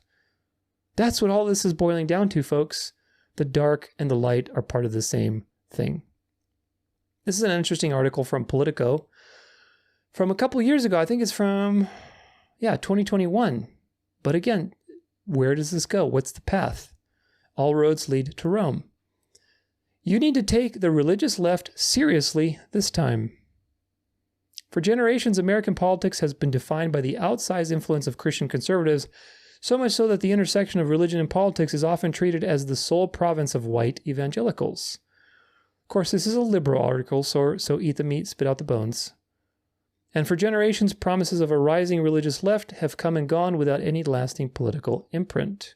That's right, because they do these in waves. They do these little, wave here, wave there, try and see how it goes. Oh, what can we learn? Try it again. But to look at America's religious left at this moment is to see something genuinely different. Places of worship are participating in demonstrations for civil rights larger than any protest movement in American history. Democrats like Reverend Raphael Warnock and Joe Biden, political leaders whose faith isn't just incidental to their public personas, but is a core component of both their identities and their appeal to voters, are staging important victories. The National Congress Congregation Study, an annual survey of American places of worship, found 41% of self-identified liberal congregations lobbied or marched about immigration in 2018 to 2019. A lot of involvement by the religious left. And this is in 2012, it was only 5%. So between 2012 and 2019, which is 7 years, it grew by a whopping 36% involvement. Something's happening, folks. Long locked out of power, a growing religious left is pounding on the door. And it has the potential to remake not only American politics, but the way we think about the big questions of fairness, justice, and what Americans owe to one another, i.e., your morality will be prescribed to you by the common good, which is not according to the Bible, but according to the beast. Having been part of the religious left my whole life, yes, it is growing, says Reverend Dr. Serene Jones, president of Union Theological Seminary in New York. Because of the pandemic, people are more open to spirituality in general. Do you understand?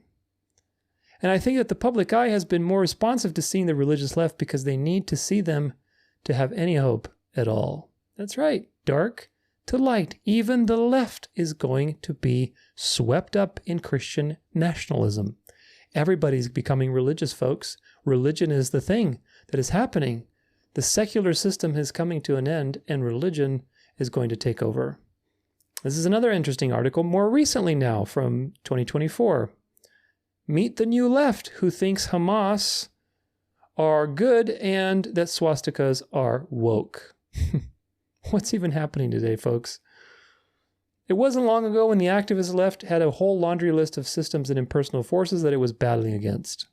Sexism, homophobia, white supremacy, ableism, you name it. The millennial left may have nodded along to Bernie Sanders' old labor left leanings.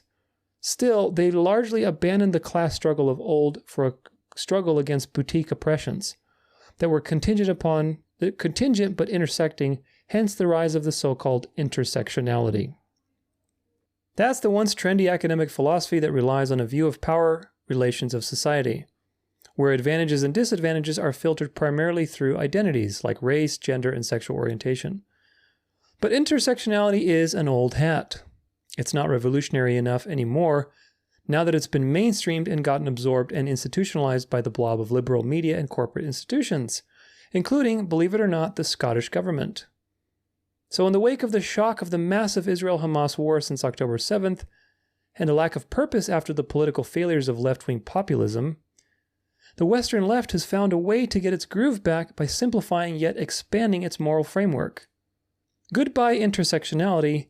Hello, it's all one thingism. In this nebulous new cosmology, Palestinians, even Hamas themselves, aren't just engaged in a specific geopolitical fight over territory and resources. No, they're the tip of the spear of a perceived collective liberation against the West, the global North, the colonizers, whatever you want to call the bad guys. Isn't that interesting to use the global North? King of the North, King of the South. It's a magical world in which all politics and world affairs, once seen through intersectionality's colorful prism, have been flattened into somewhat ironically for self-proclaimed atheists, a more biblical view of the world. Black and white, good and evil. Even the woke is now becoming religious and tuning into this path that leads to Rome between the dark and the light. It's fascinating. Palestine is every single issue in one issue, wrote Scarlett Babe, a singer-songwriter who describes herself as an anti-racist mother and an abolition feminist womanist in a viral tweet in February. It's reproductive justice, it's social justice, it's climate crisis. It's not just one issue, it's all the issues in one. So now we're just going full-on delusion. All one thingism explains why a group of 100 masked protesters who chanted death to America and hands off Iran this week also employed the relatively meaningless slogan, from Chicago to Palestine. Or that another viral post on Instagram by a person wearing a Fatties for a Free Palestine t-shirt insisted that, quote, Palestine solidarity is not a niche issue. Fat liberation and Palestine liberation go hand in hand. It's all one thing, folks. They get you now into the dialectic. Whether you're on the left or on the right, you will bow to the beast. You will be swept up if you don't have discernment. During the Trans Day of Visibility, a Palestine flag flew above the trans flag during the same marches, with one sign explaining that liberations are linked. It's just fascinating social phenomena that are happening. Some are even talking up BRICS as allies. Maybe Putin and Xi aren't so bad after all.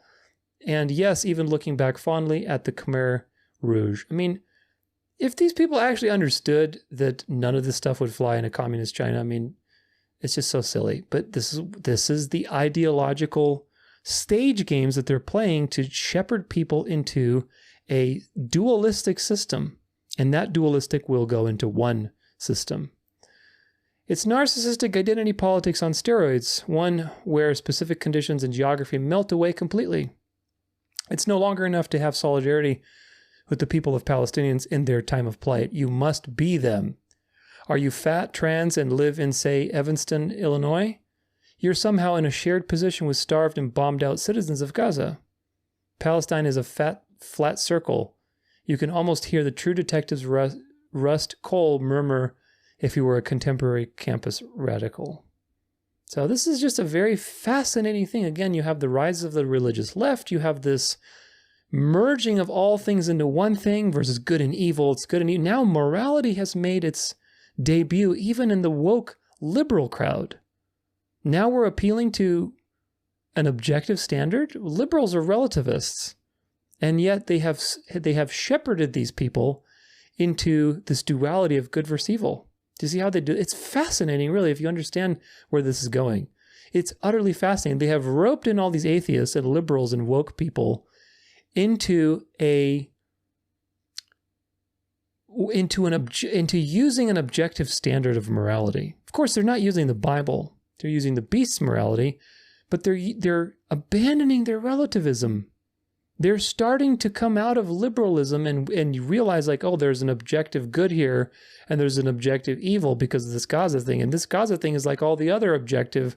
Well, maybe I'm not a relativist anymore. Maybe there is an objective good.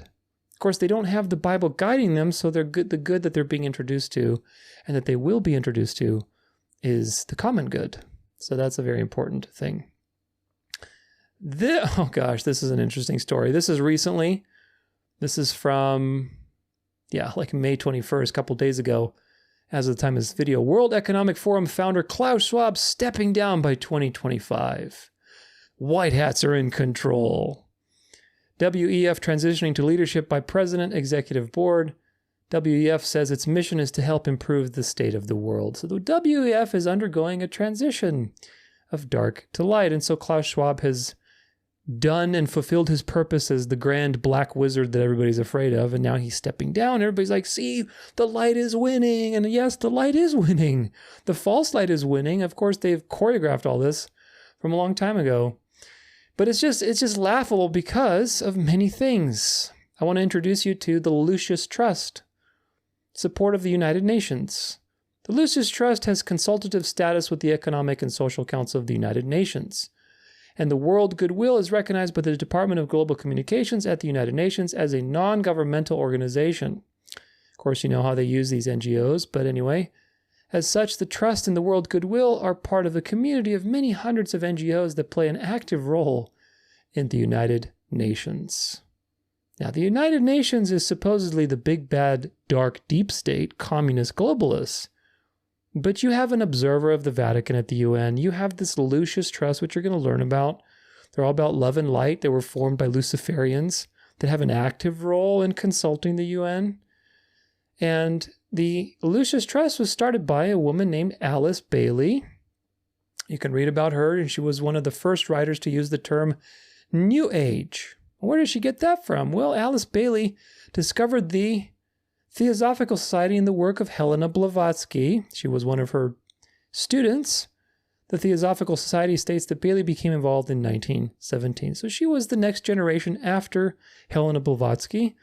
She was a student of Blavatsky and dedicated to the devil. Absolutely. You can see these little Ouroboros and, Star of Remphan, all this, occult stuff. And she was the one who started the Lucis Trust. Allison Foster Bailey founded the Lucis Trust in 1922. Its activities include the Arcane School, World Goodwill, Triangles, and a quarterly magazine called The Beacon, and a publishing company primarily intended to publish Bailey's many books. The Arcane School gives instruction and guidance in meditation via correspondence based on the ideas of Bailey's books. World Goodwill is intended to promote better human relations through goodwill, common good, which they define as love in action. That action includes the support of the United States. Now, if you believe there's any relationship between love and the United Nations, again, beachfront property. Allison Foster Bailey founded a Lucifer publishing company. Lucifer and Lucius, just in case you didn't know, come from the same root word, Lucius, which is the Latin case meaning light. After the first 2 or 3 years, the name was changed to Lucius Publishing Company. The Theosophical Society also used the name Lucifer for its early magazine. And of course, they are all about the devil and all about the age of false light. Helena Blavatsky had a lot of things to write about the Jesuits, so that they were, out of all the bodies on earth and on the earth, they used the most black magic out of any institution.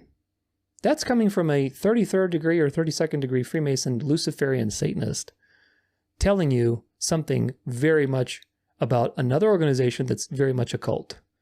So these people are all devil worshippers, and of course the devil has two sides. The spirit of Antichrist is dark and light, but they were on the light side. So Alice Bailey, who was a student of Helena Blavatsky, who started the Lucius Trust and Lucifer Magazine and all these different publishing companies and things like that, committed to the devil.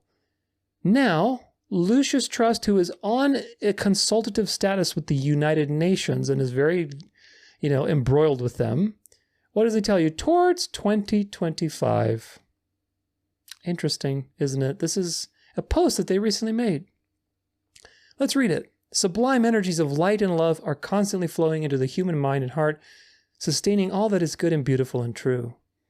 This is one of those things that we know intuitively to be real because it is part of the experience of our eternal essence, the soul. You shall not die, right from the beginning. These energies flow ceaselessly from above in rhythmic cyclical patterns, energizing the multiple dimensions of the planetary life. And of course, if you know, they believe that the seething energies of Lucifer, that's what they believe is supporting everything, which is not true, and nourishing the conscience of humanity. Each time we visualize the triangles network invoking light and radiating goodwill, we sensitize ourselves to this higher rhythm. The historical story of human development reflects often in undefined ways, beyond our comprehension, these rhythms of life divine. Higher interludes bring moments of unusual opportunity when spiritual choices assume a special importance in national and international affairs, often affecting the collective sense of future possibilities. Wise prophecy forewarns the spiritually inclined to anticipate such periods. For example, prophecies about the significance of the year 2012 create a dynamic environment of expectation and action. While this led to some popular elements of fear and fantasy, the intelligent focus on future possibilities contributed to the important Earth Summit in Rio in June. Prophecies about the year 2000 contributed to a mental climate which made possible the important Millennium Declaration of the United Nations containing the Millennium Development Goals. 2025 is a jubilee year in the Christian and Jewish calendar that is also the focus of prophecy. The ageless wisdom suggests that the 25th year of every century is a gathering on the subtle planes of all the masters, saints, rishis, and enlightened beings, and over time this is followed by significant changes in humanity. Because of the growth of the soul values, the sense of synthesis, this inclusive spirit, and the rejection of separateness by people of intelligent goodwill, there are grounds for expecting the worlds of soul and outer human living to be increasingly aligned in the years and decades following 2025.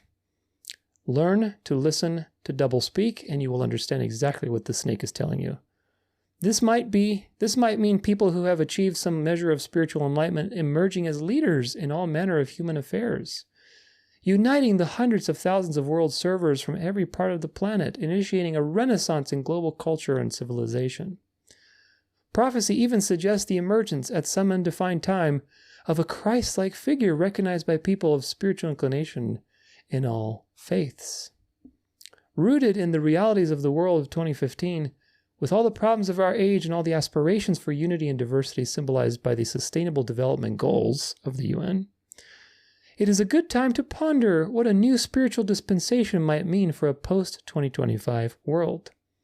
In pondering such a possibility, we become naturally invocative, i.e., in putting this in your mind, you can manifest reality and create it. The lust of the New Agers has always been a false Christ and a false golden age where Lucifer is the god that is worshipped.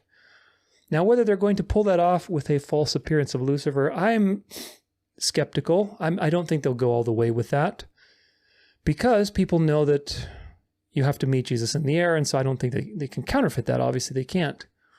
However, they will use supernatural signs and wonders and maybe holograms to instigate a union of everybody under this new religious and mental system. Now, why do I highlight all of this from the Lucius Trust? Well, Klaus Schwab, the big bad dark evil wizard of the UN, stepping down by 2025. Lucius Trust, who is on the light side, Luciferian, who is all part of the UN and consulting their future plans and everything, is all about love and light starting in 2025. What do you know from the U.S.? Well, the 2025 is when Donald Trump will probably be inaugurated. That's going to be the inauguration. 2025 is Project 2025 that I've covered in my Sabbath series, and I have a whole episode on Project 2025. 2025 is the year of the flip. Of course, this is a year of transition right now. There's going to be a lot of craziness going on. But 2025, the light is going to come into the forefront. It's going to come more and more and more. So you have to get ready for it, folks. All of these people are on the same club. Two kings at one table. Klaus Schwab, big bad evil cricket eating, he's all about the communist side. He's stepping down. Of course, he's transitioning. They're going to still use him. These people play their parts. Meanwhile, Lucius Trust, Luciferian, false light, counterfeit, golden age. Everybody's all one paradigm. Christ-like figure. Oh, 2025 is really good. It's going to be great. Everything after that's going to be very, one world type of system. Everything is coming to a head, folks. It's coming to a head because the Bible told you the mystery religion of the ages, Mystery Babylon, will be made manifest. The secret shadow government, this secret religio-political system that has governed the world from Nimrod all the way through is going to manifest out in the open. And that will be through the Catholic system, is what the Bible tells you. A Christian, nationalist, religio-political system. So, a couple things to take from this. The Bible warns you about the union between the church and the state, and that Satan is going to rule such a religio-political system through one man. It's always been the same. Nimrod, Pharaoh, paganism, the various emperors, and now the Pope. It's always been the desire to rule the world through one man. It's a counterfeit. It's a counterfeit of the incarnation. And you have to remember that the separation of church and state is only 200 years old. It's ever since the French Revolution. This stuff is brand new in human history, folks. And it's new because it's designed to push you back to the union of church and state. We're not going to live in a secular culture. We're not going to see the separation of church and state go forever. It is designed to bring you back to the one. Where there is two, it comes back to one. That was the point of separation of church and state. That was the point of this two-party system. That was the point of the dialectic between communism and nationalism, between the secular and liberal and the woke, and the conservative and the religious and the right. That's the point. It's just designed to ping-pong you to the final step. All of these forces, as you can hopefully see by now, are working for the same goal behind the scenes. Two kings, one table. They all worship the same God. They're all playing their dualistic parts. Some of them are betrayed by their own kind. We don't know who is or who isn't, but it's obvious if you've read The Art of War. Watch my French Revolution episode. If you understand what they did in the French Revolution, you understand what's going on now. Every revolution since then has been by the playbook. They are masters at running revolutions. Right now, they're running a revolution that they did with the Bolshevik Revolution, except in the opposite direction, towards nationalism, and also on a worldwide scale. a worldwide scale revolution of dark to light. It's a giant initiation ceremony for the whole world to come into this system. And it's pretty amazing that they're pulling it off, but of course God has allowed them to pull it off. So now on to our final section, which is the Pope.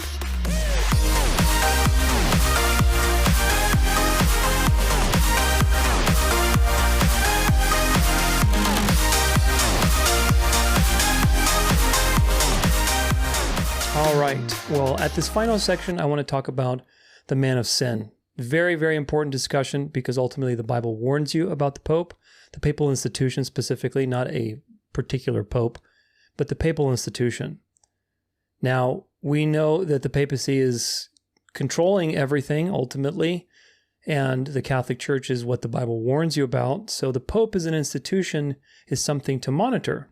Especially now as this dark to light ping pong game is getting faster and faster, we have to monitor changes in the papacy. It's very clear that Pope Francis is the destroyer. He's a Jesuit, so he probably is taking orders from the Jesuit general, and he's really pushing things. He's pushing things, and when you see the push, you should know that the push is designed for a bounce. Do you understand? It's push to bounce. It's not just pushing just because it's happening. The agenda is to push so that things can bounce back to the desired outcome, which will be a hardcore swing to the right in traditional values and things like that. Oh, and I forgot to bring a picture up. 1 second. Okay, anyway, I had to get a picture of this thing I want to show at the end. It's really very interesting. Again, confirms all the things that we've been talking about with the push by the dark that's pushing people into organized religion. Very interesting little picture to show you. It's somebody's comment on Instagram. But anyway, this article is from Complicit Clergy. This is April. It's very recent stuff. Bishop Strickland, enough is enough with silent shepherds in a corrupt Vatican. Conservative Bishop Joseph Strickland, who was ousted from his Texas diocese by Pope Francis last year, has denounced a corrupt Vatican. I urge all faithful Catholics to speak up. Enough is enough, Bishop Strickland wrote on X early Tuesday, posted together with an image of Jesus throwing money changers out of the temple, which again is not anywhere near the same thing. Jesus would be throwing everybody out of Catholicism because ultimately Catholicism is the beast. Enough with silent shepherds, enough with the corrupt Vatican, enough with blasphemies and desecrations of Christ. The bishop continued, let us denounce so-called bishops who bless sin and hide wolves among sheep. Enough. The latter accusation almost assuredly refers to the Vatican's flip-flop on the matter of blessings for same-sex couples, the work of Argentinian Cardinal Victor Tucho Fernandez, who oversees the Vatican's doctrinal office, which again, this stuff is dark to the light. The Jesuit Pope is designed to destroy every little vestige of sanctity so that you are disgusted. Aren't you disgusted? Like that little Facebook or the Instagram video that we saw? Aren't you disgusted? That's the point. He's to bait you with disgust so that you swing with fanaticism back into a conservative reality. A couple more here. This is from April 27th. The hidden scandals surrounding Pope Francis and the battle to succeed him. Who is going to succeed him? The cardinals are already meeting to discuss who should be the next pope. Some of the liberal ones, who feel safe because they're in favor with the ailing Pope Francis, can be seen comparing notes in a bar near the gates of the Vatican. The conservative cardinals are more nervous. They gather at suppers in each other's apartments, or if they can trust the fawning waiters not to betray them, in a favorite restaurant. Perhaps you can see the flash of a bishop's ring as he taps a piece of gossip into WhatsApp. The Holy See employs world-class electronic spies, so everyone uses a private phone rather than the Vatican-issued ones. Do you see how much, even like the beast is telling you on the beast, which is fascinating. Even the phone tappers are busy exchanging information, because like everybody in Rome, they suspect that the painfully fragile Francis, who is often too short of breath to read out his own sermons, hasn't got long to go. They are just guessing, of course. The Pope is secretive about his health, and 2 years ago he bounced back from a major surgery on his colon that was assumed to have been advanced cancer. Even so, he's 87, the oldest pope for more than a century, and a conclave can't be too far off. That's right, it can't. Perfect timing for 2024, 2025 for the flip from dark to light. Isn't that interesting? This is again from April 26th. Cardinal Mueller slams rising totalitarianism. Cardinal Gerard Mueller warned of absolutely stupid ideological ideas overtaking the political system and leading to wars and oppression, stressing that we can never accept ideology. Don't accept leftist ideology, accept the right ideology. Instead, people need belief in the Word of God. The former prefect of the Congregation of the Doctrine of the Faith said, yeah, true, but who is interpreting the Word of God? Are you talking about Word of God as interpreted by the Catholic Church or as interpreted by the Word of God itself? You use Scripture to interpret Scripture. Cardinal Mueller made his comments during the last week's National Conservatism Conference in Brussels. The first day of the event was disrupted after the city's socialist mayor ordered a police blockade that essentially trapped some attendees inside while keeping others out, including the catering service. A court order allowed the next day of the conferences to proceed as normal. NatCon posted the interview earlier this week between Cardinal Mueller and James Orr, yada yada. Criticizing communism, socialism, imperialism, the cardinal said ideologies lead to sin and destruction. Well, he's criticizing one aspect. Because you know what else leads to sin and destruction? The 1400 years or so of the Catholic Church being in power and enacting Sunday laws, killing people for not bowing down, the Inquisition, the Crusades, selling indulgences. Yeah, let's not forget about all those things that happened with the false light for many centuries. That wasn't a communist system. That was a religio-political system. It was a Christian nationalist system. And of course, that system, the Bible tells you, will return. This is from May now, May 11th. Joking Pope refers to prayers against him inside the Vatican. Almost anyone who's ever met Pope Francis in person has heard some version of his standard laugh line. It generally goes like this. When the visitor assures the Pope that he or she is praying for him, the pontiff, with a twinkle in his eye, will ask a simple question, pro o contra, meaning, are you for me or against me?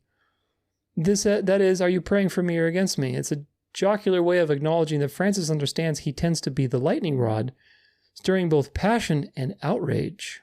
Do you understand? Dualistic divisions, always, so that you are off balance and controllable. If you're walking the narrow road, you are not manipulatable by the devil. If you're disgusted, if you're outraged, if you're fanatical, if you're idolizing, if you're, angry, or if you're, whatever, cheering Trump on, you are in an emotional state. And when you are in an emotional state, you are manipulatable. So what does the beast tell you? The beast tells you he acknowledges his role is to be the lightning rod, which also is a nice little parallel to the devil, but it's stirring both passion and outrage. You can't follow the middle road with him. He's either going to, really get you upset, or he's going to, get you to be enamored by his, bold moves for the church.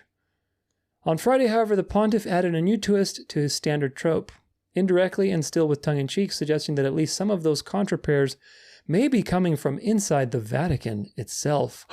Intrigue in the Vatican. What's going on? What's going on is a dark to light situation. And again, they do these things as a counterfeit of Christ. What did Jesus say? Jesus said, first off, I am the way, the truth, and the life, John 14:6. He also said that I came to bring the sword, not peace, but the sword. I came to bring a sword, meaning I will divide people. You're not going to be neutral. Either you are going to be very offended by me, or you are going to love what I say. If you are of the truth, then you will love what Jesus says. If you are not of the truth, you're going to take offense. He will bring the sword. That is the truth. The devil does the same thing through the spirit of Antichrist to divide people constantly. Either you are going to be on the right or on the left, so that you are manipulatable. It doesn't matter which side you go, folks. Remember, the left is rising in religion. Rise of the religious left. It's all the same thing now, folks. You just got to go somewhere. Just don't stay on the narrow road, with the Bible and history as your guides to what is happening. This is from CNN. Pope Francis says his conservative critics in the church have a suicidal attitude. Again, what's the King of the South doing? He's taking his poniard, his poker, and he's poking you. He's jabbing at you. And the King of the North is responding, and the conservative cardinals are rebuking the Pope and saying, we need reform. And the Pope is saying, oh, you're suicidal, you're stupid, you're foolish, you're trying to fight against me. And it's just this constant ping pong match designed to polarize you, either one side or the other. Of course, he said recently that it's having a suicidal attitude as if you're a conservative. So let's see. Pope Francis has suggested that his conservative critics in the United States have a suicidal attitude in an interview with CBS News. Asked about criticism from conservative bishops in the U.S. who have opposed Francis' more progressively papacy and efforts to reform the Catholic Church, the Pope paused on the word conservative, saying a conservative is one who clings to something and does not want to see beyond that. It is a suicidal attitude. Ouch! Poke, poke, poke. Do you see where this is going? There is an important difference between taking tradition into account and being closed up inside a dogmatic box, Francis emphasized. Of course, Francis is a liberal. He's a Jesuit. He's designed to destroy. So that, what is the opposite now? What is the goal of this? Because Francis is on his way out. He's done his worst. And before he leaves, he'll probably do a couple more things. And then the next one that's going to come in is going to wrap it all up and swing all that anger and disgust into the final capstone. So what is that capstone? Well, let's take a look at some points on it. This is the Rad-Trad movement, if you look it up. The adherents of the radical traditional Catholicism, or integrism, routinely pillory Jews as the perpetual enemy of Christ, and worse, reject the ecumenical efforts of the Vatican and sometimes even assert that recent popes have been all legitimate. This is called radical traditional Catholicism. Of course, it's a fringe movement, and you can look into it. It's not as fringe as it used to be. It's getting more and more. People like Mel Gibson is a rad-trad who is very traditional and radical, and it's growing. This is from 2021. Is the growing anti-pope rad-trad community poised to become Catholics? History isn't encouraging. So again, this was right when all that stuff was happening. Remember, this is all merging into one spiritual paradigm. The Q stuff was infiltrating all levels of, I need to sneeze, I think. Whew, okay. I think I'm done with that one. So the QAnon thing is infiltrating all sectors of reality. And one of them were the militant Catholics. And this is a nice little section here in this article. A year ago, writing for Vanity Fair, journalist Catherine Joyce pointed out that the Trumpism has infected the American Catholic Church. Bannon's brand of militant authoritarianism, rad-trad ultra-conservatism, blending political and theological concerns, and conservative bishops' opposition to Biden and the Democratic Party. Keep in mind also that the evangelicals are also part of this movement too. And she pointed out that QAnon has started making inroads in American Catholicism. A year later, these trends are getting worse. The far-right infiltration of the American Catholic Church is now giving way to a growing number of Catholics. PRRI's March poll on QAnon's influence in religious groups has been widely discussed, mostly with regard to evangelical Protestants, but 16% of Hispanic Catholics and 11% of white Catholics agree with the core QAnon idea that the world is being run by a secret group of Satan-worshipping P-word. I don't want to say it because YouTube might get me for it, but P-word, running a globalist sex trafficking operation. This still represents a substantial minority of believers subscribing to QAnon doctrines, especially as American rad-trads and overwhelmingly the remnant move ever more Q-Catholic. As the church engages in a quiet schism, the schismatics are only getting more and more apocalyptic. Are you seeing a trend between the woke, liberal, hardcore left uniting under everything is one thing now, it's good versus evil, to the exact diametrical opposite of that spectrum, hardcore, radical, traditional, militant Catholics uniting under good versus evil, good versus evil? Are you seeing how the beast is weaving all of these threads into one mentality? It's truly profound. It truly is.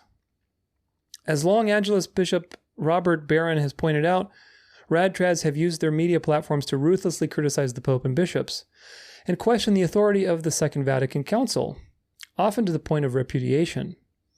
These groups have been prominent in the far right and are part of a much longer tradition of opposition to Vatican II reforms that included the excommunication of Archbishop Marcel Lefebvre by Pope John Paul II in 1988. The remnant especially engages in COVID conspiracies, attacks Pope Francis relentlessly, attacks Vatican II, and pushes respect for former apostolic nuncio to the U.S. Archbishop Carlo Maria Vigano over the Pope, which this guy, if you don't know him, he wrote a letter to Trump, I believe, like a couple years ago, and he was pointing out the deep state and the corruption of the, communist Pope and all this kind of stuff. And it's like, dude, he's a cardinal. He's wedded to the beast. He's not telling you the truth. He's just revealing to you one side and designing this whole choreography to push you from dark to light.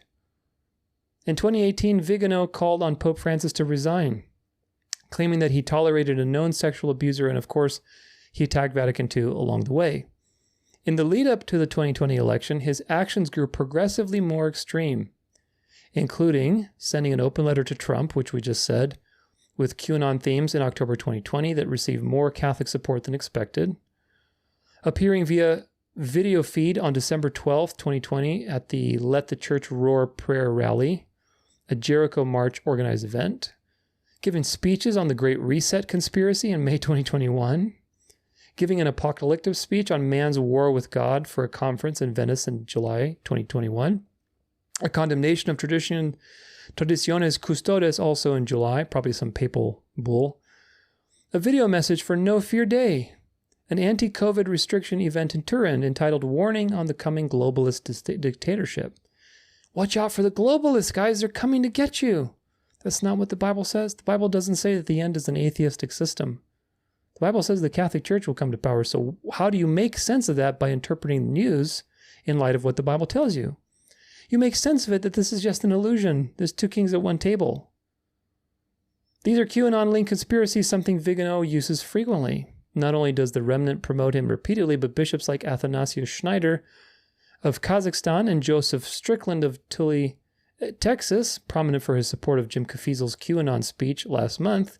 Jim Caviezel, which was the star of the occult Passion of the Christ, and they all support each other. So very interesting, don't you think? I think it's very interesting because all of this polarization is leading to more and more movement to the right and ultimately a one world system.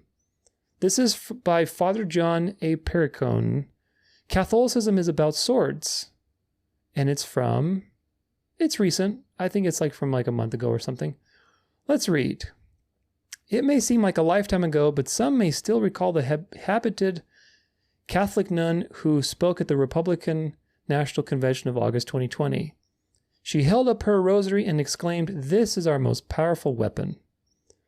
With lightning speed, a post appeared on social media from a priest. He moaned that the good nun's declaration was an unfit statement for Catholics.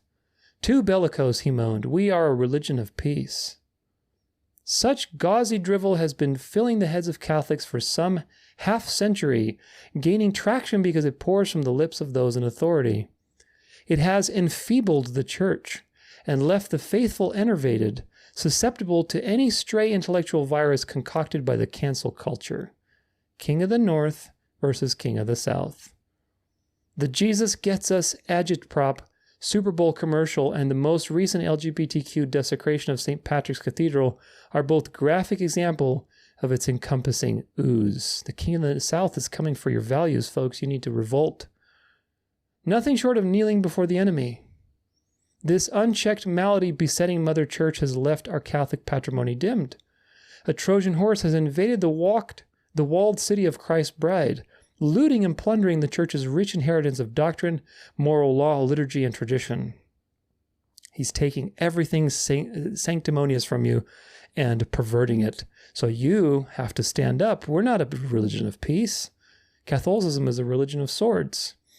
And as the enemy rolled out from the horse's belly, they sacked and affected it with a singular purpose. Many Catholics found themselves helpless and destitute. Indeed, generations of Catholics watched in horror as the honor of God and His Church were mocked. By the grace of God, many Catholics have risen from their dazed shock and have seen the big lie burying the truth of God. They have recognized that the faith is not about a fey peace, but of manly war. We have been fashioned by the grace of the Holy Spirit to raise not white flags, but gleaming swords. Effete surrenders do not mark us, only the dust of war. The dear father of that epicene remark should read and reread Matthew 10, verse 34, and know that our Savior means what he says when he thunders, I have not come to bring peace, but the sword. The thing we were just talking about. Of course, they are totally twisting it and misinterpreting it, but nonetheless, they tell you the same thing. And not a stack of biblical criticism can change that. Our faith is about swords, not hand-holding. Swords first wielded at ourselves, at our sins. The first warfare is the interior one, where we march into battle declaring war on anything that keeps us away from God. This is the meaning of St. John's of the Cross, nada nada, has steps leading souls in the ascent of Mount Carmel. Each level of that mountain is a nada, nothing, a stripping of all that magnifies the self and its conceits. Gosh, there's so much militant, just passionate bloodlust from the Catholic Church. And then, of course, they have to apologize for it and say, oh, we point the swords at ourselves first. But what's going to happen when all these people take over? Because they've been so disgusted by the destruction of the Jesuits and the destruction of the liberal woke, like even the Methodist, thing that we were looked at in the previous section of them, saying, okay, we can just marry gay people now all the way, full apostate. That's going to create such a disgust and push to the opposite direction. What happens when these people take control? And everything, a couple of years from now, everything has been integrated. There's no more liberals. There's no more Muslims. There's no more Jews. There's no more, communists. There's no more nothing. It's just this. And these people now say, well, look at these ragtag group of people that are refusing to bow down to the Mother Church. They're corrupting our doctrines. They're corrupting the Word of God. They need to be put in prison, or they need to be punished and shut out from Christ, just as they were hundreds and hundreds of years ago. Nothing new under the sun, folks. This is from April 30th, although also very recent. A step back in time. America's Catholic, what does it say? Church sees an immense shift toward the old ways.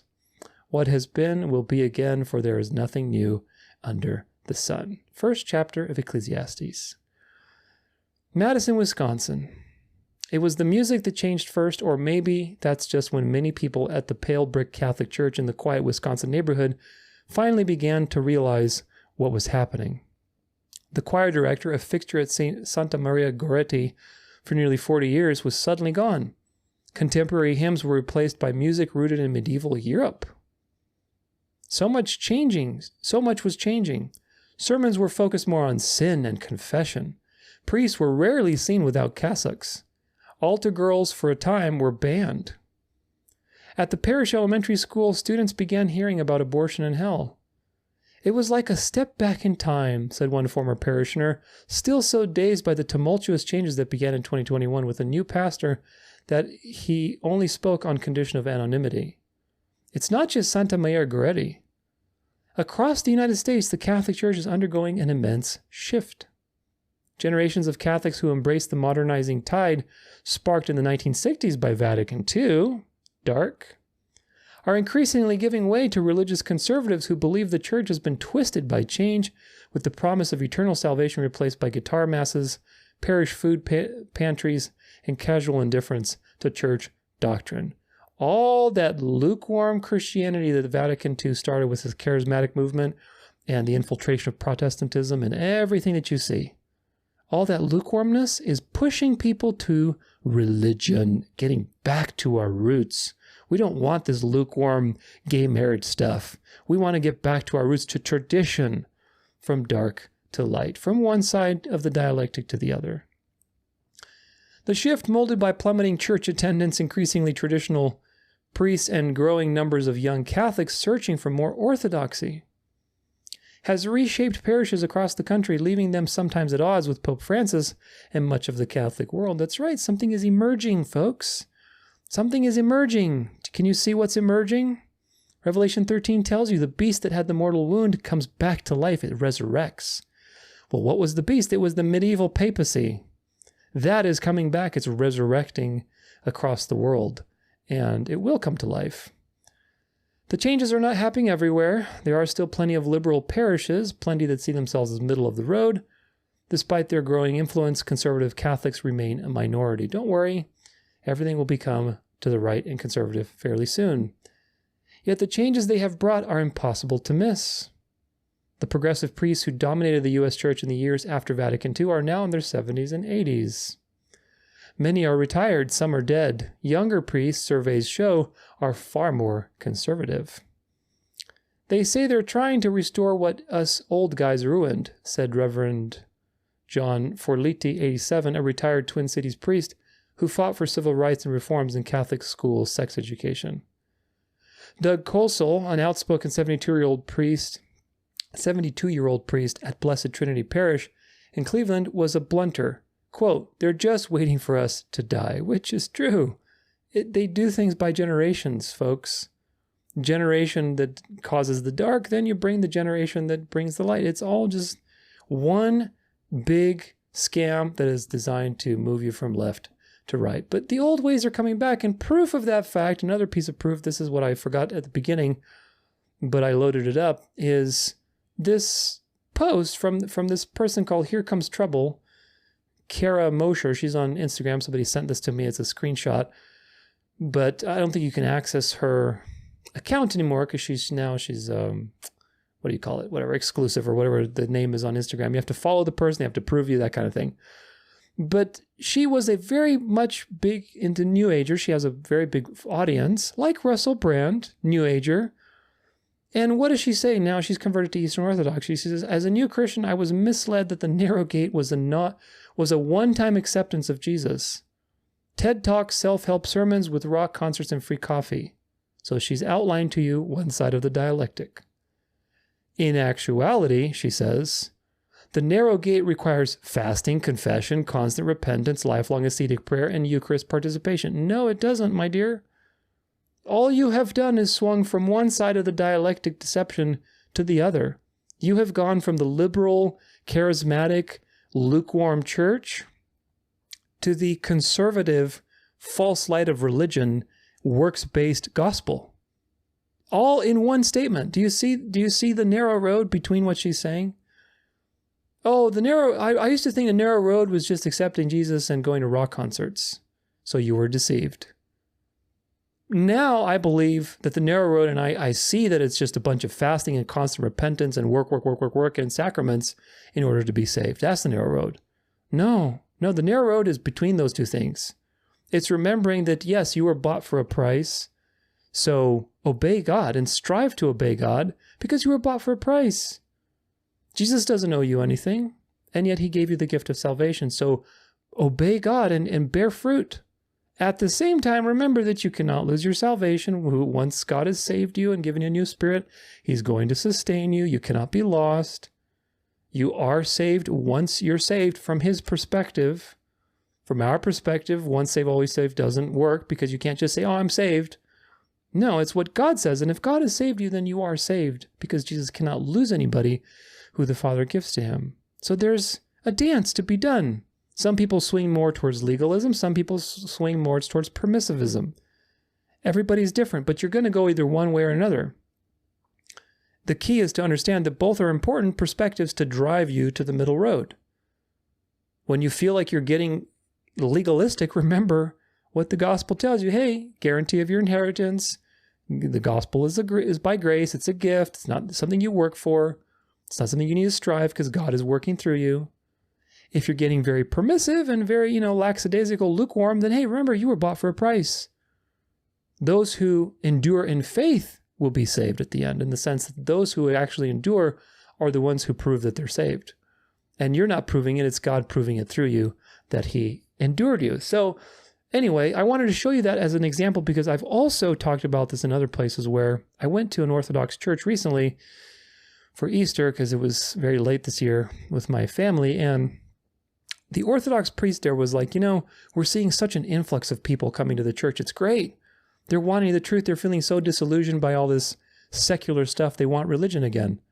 And of course, to him, it was a good thing. But if you realize all of the things I've been sharing with you, it's not a good thing. It's a sign that we're coming to the end. Of course, in some sense, it's good because, it means Christ is coming closer. So that's a very good thing. But in the short term, it's not a good thing. These things are coalescing and they're coming into one system, which is religion. It's a religio-political system, whether it's going to be orthodox. Look, right now, people are going from different parts of the world and being shepherded by these cultural agents.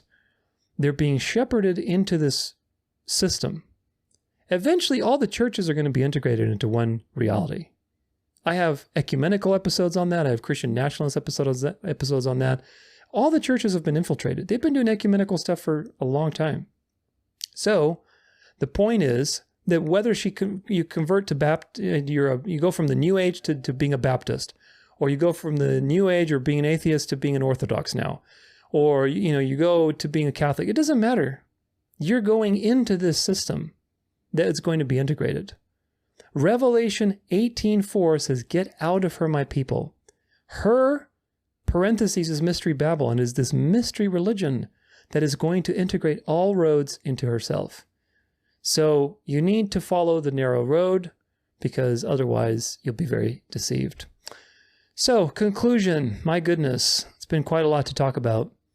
Pope Francis is a Jesuit. Jesuits are destroyers, and they're designed to liberalize and open things so that the integrator can come afterwards and integrate it and close things to the Mother Church. It's yin and yang, folks. They work together. Daylight leads to nighttime. Nighttime leads to daylight. It's just, they're taking the systems that God has created and using them to play God.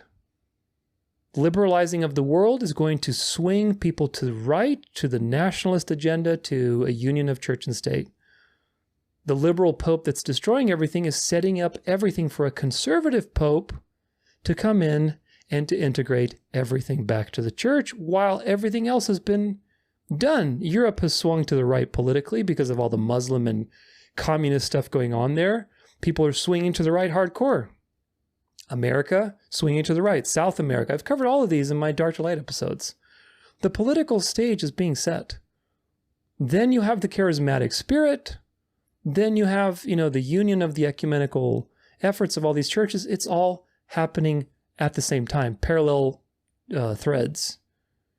The next pope is going to be like a John Paul type person, John Paul II type person, charismatic, very, oh my gosh, everybody's going to love him. He's going to be conservative. He's going to make sense. He's going to make sense and people are going to love him. And you are going to see an integration of the religions and the systems of the world under this man, whoever he may be. The U.S., just like it exported liberalism after World War II, remember the dark side won World War II. If that's a surprise to you, then, watch some different things. Watch my Zionism episodes, watch The Great Delusion. If you go on BitChute, you can look up Europa, The Last Battle. That's a great documentary on World War II. The dark side won. And the dark side was exported through America into the world. Communism and Zionism specifically were exported to the world. Now it's time for that to flip. Those things are being exposed to you. The deep state, Zionist Israel now recently is being finally exposed. Why? Because it's time for them to come to an end and be integrated and flip things to the other direction. So just like how the U.S. was responsible for bringing the light of the darkness, basically the communist system, the woke liberal culture to the world, they will bring the false light of this new conservative nationalist, Christian nationalist system to the world as soon as things flip, which will be here pretty soon. Very likely the current pope will probably die this year or next year, sometime soon. I mean, it's not, you don't have to be a fortune teller to guess that. You really can just look, he's 87, he's frail, and it's perfect timing. So do the math, it's coming up. So he's doing as much damage as he can, so the next one can come in and hit it home. The evil that you see that Pope Francis is causing justifies reform and reformation into the false light. Do you understand? That's the whole point. He's setting it up so the other guy can come and boom, strike it out. Antichrist is two things, openly against Christ and counterfeit of Christ in place of. The openly against part is designed to lead you into the in place of part. Do you see how they work together? The torture and the suffering and the liberalization and the woke and the, blasphemy is designed to push you into more refined blasphemy, if that makes sense. It's just like volleyball. It's just like ping pong. It's just like any of these dualistic games. Ultimately, here's the point. Final thoughts. We don't have too much time left, which is good news. It is great news. I don't see this lasting more than 10 years. I've talked about this in my Timeline to the End episode. So make sure you check that out. Very important episode. But we are going to see some massive changes in the next 10 years. Politically, socially, financially, spiritually. There's going to be many false signs and wonders, many deceptions, many false flags, many dialectics.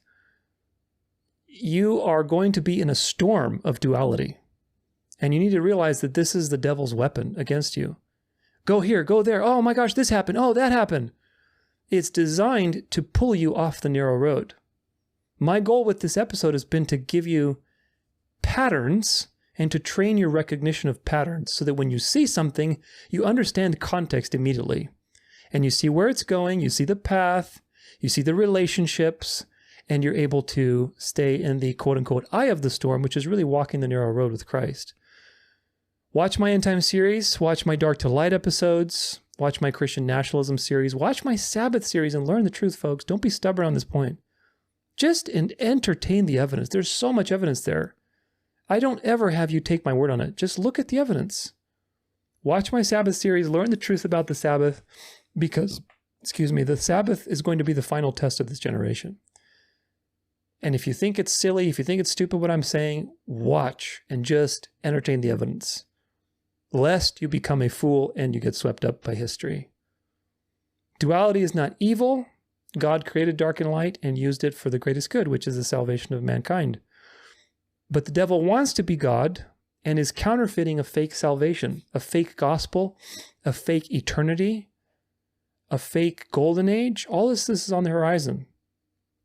Just like in the beginning, it was the forbidden fruit, the promise of being your own God, success, abundance, whatever, all these good things that were promised to mankind outside of a relationship with God. That is going to be the same test coming up here very soon. You are going to have to make a choice between God or the devil, and the devil is going to give you his best. He's going to offer you the world and all the comforts there are. And you have to realize that this is the direction it's going. It will seem good unless you have the Holy Spirit, in which case you will snap out of it. And I hope that my content, I hope my videos will help you to do that, because there are a lot of people that will be deceived. Learn the truth so you can be ready for what's coming and interpret the news that's happening. And ultimately pray. Ask God for discernment. I have prayed to the Lord and asked him for discernment so many times. I said, please, Lord, please just give me discernment.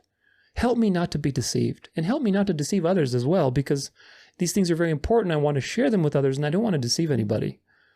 I was very deceived. I'm sure you were deceived as well. We were all deceived. Pray to the Lord to give you discernment, and he will. And you will see your life change. You do not have to be a Bible scholar to learn the truth. My goal with everything I do is to provide you with ample evidence so that you have a resource and you can have a non-biased left or right perspective, a narrow road approach to any given topic. And of course, this one is very important because the world is becoming more and more dualistic. So I hope this has been edifying. Pray to God to give you discernment. And of course, he's generous. He gives discernment to anybody who approaches him. So take care. God bless. We'll see you next time.